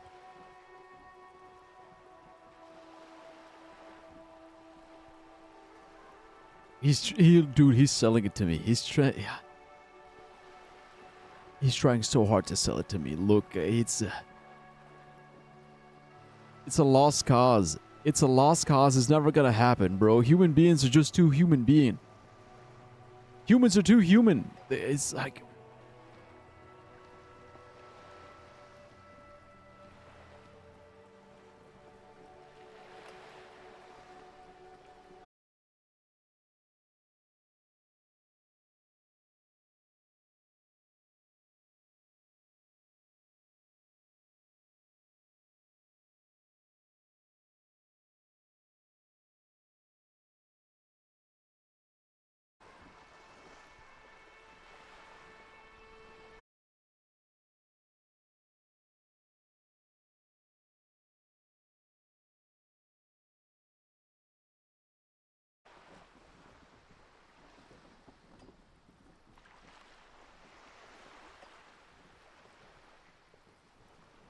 Alright, I think we're back.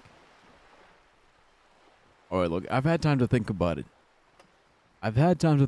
And yeah. Fuck it. Roll up your sleeves and start building communism. Oh yeah. Get the firing squads and the animal wagons ready. Animal farm? Firing squads? You didn't say anything about those. Too late to back out now.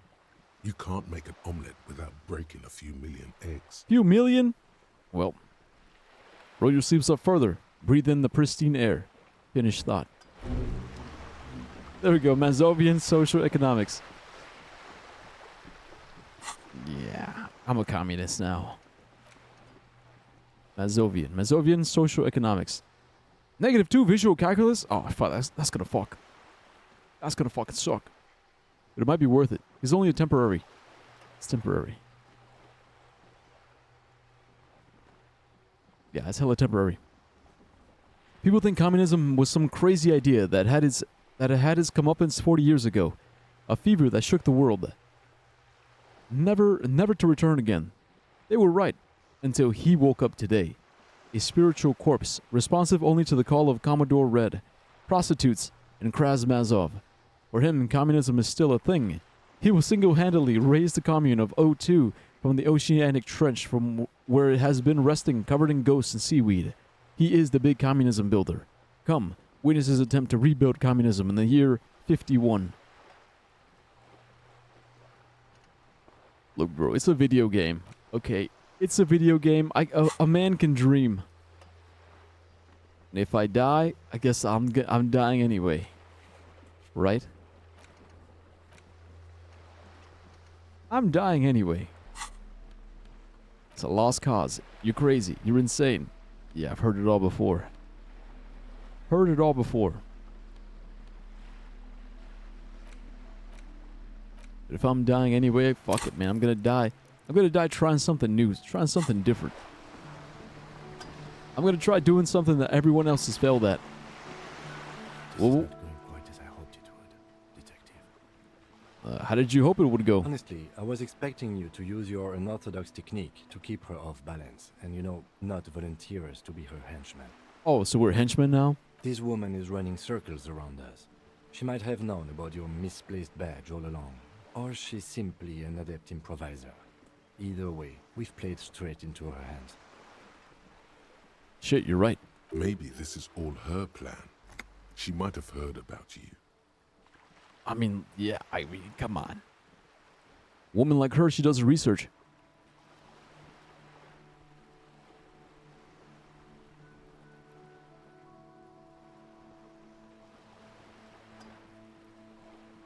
Yeah, we could just, find my badge. Oh, that would be fantastic, but do we have the time? The world is large and your badge is 8 by 6 centimeters. The situation might have changed drastically by the time you locate it. Time is of the essence. We can make a fake one. You could request a new one from your station. Yeah. But that would literally take months. Months? Oh, shit. Okay, the company must have more ears on the ground. She could have known about my condition. I wouldn't go that far. Her reaction did come off as sincere to me. I think she's just quick to adapt. She's a professional actor. Alright, what do you propose? That we don't investigate the drug trafficking? No. If there is reasonable suspicion, we must investigate. Right. Otherwise, she could claim we're siding with the Union, or that we are on their take. We'd never hear the end of it. Yeah. What I propose is, we ask her, then we investigate, briefly. But do not share the outcome of this investigation with her. We tell her it's done, and demand for her information on the lynching. That sounds smart. Alright, let's get back to it then. See, Kim, that's why you're the fucking homie. You're my motherfucking homie. Alright, lady. Wait, can we not talk to her?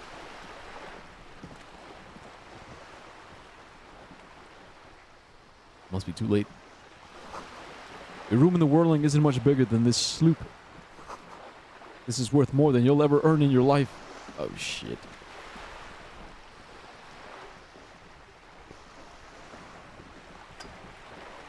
You can't talk to her.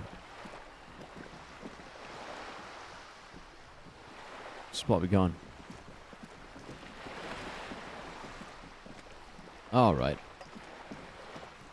Look, it's getting late anyway. We'll come back tomorrow.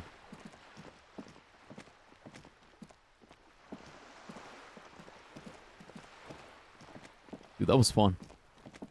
Just an ordinary wall. Nothing to see here. Yeah, we try again. Okay, so it says, in the dimming light, some things become clearer.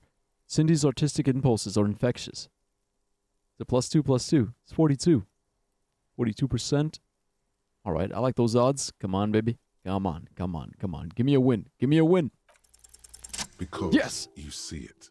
Finally. This wall is sublime. Look at it. The shadows. The colors. Let the conceptual joy flow into your pupils and blossom into thoughts in your brain. All the other walls on all the other houses must make a pilgrimage in adoration of this, the uncontested pinnacle of wallcraft, color peeled from the very face of God. More. Oh, wall father. Wait, my morale healed. Nice. Oh, wall father. Kim, I must paint this wall. Add even more beauty to it. No, there's nothing to add. There's nothing to add to perfection. Okay, I'm curious. If we try to paint it, what does he paint? Let's do it. Huh? He sounds tired of it all. Cindy the Skull has all the necessary materials. Talk to her. Okay, we'll do that, but first, I know you're tired, Kim, but take another look at this wall. Draw nourishment from its beauty. Mm-hmm. Sure. The lieutenant looks up at the wall reluctantly, then back at you. All right, I must talk to Cindy. Get the necessary materials from her. If you must. He sighs, then adds in a resigned tone, if you must. Okay, look, we'll do that tomorrow, okay, Kim? I know you're tired. And it is getting late. It is getting late. It's getting late. Late. I think we've made pretty good progress, though. Guys, I'm really liking this game. It's so immersive. It's so immersive. I feel like I'm falling. I'm falling into the world, falling into the universe. The disco is starting. Oh, bro, it looks so cool. Okay. Yeah, look, see what I mean? Like, dude, it's amazing. It's amazing. Oh, okay, yeah, we're gonna save, and that's it. Main menu.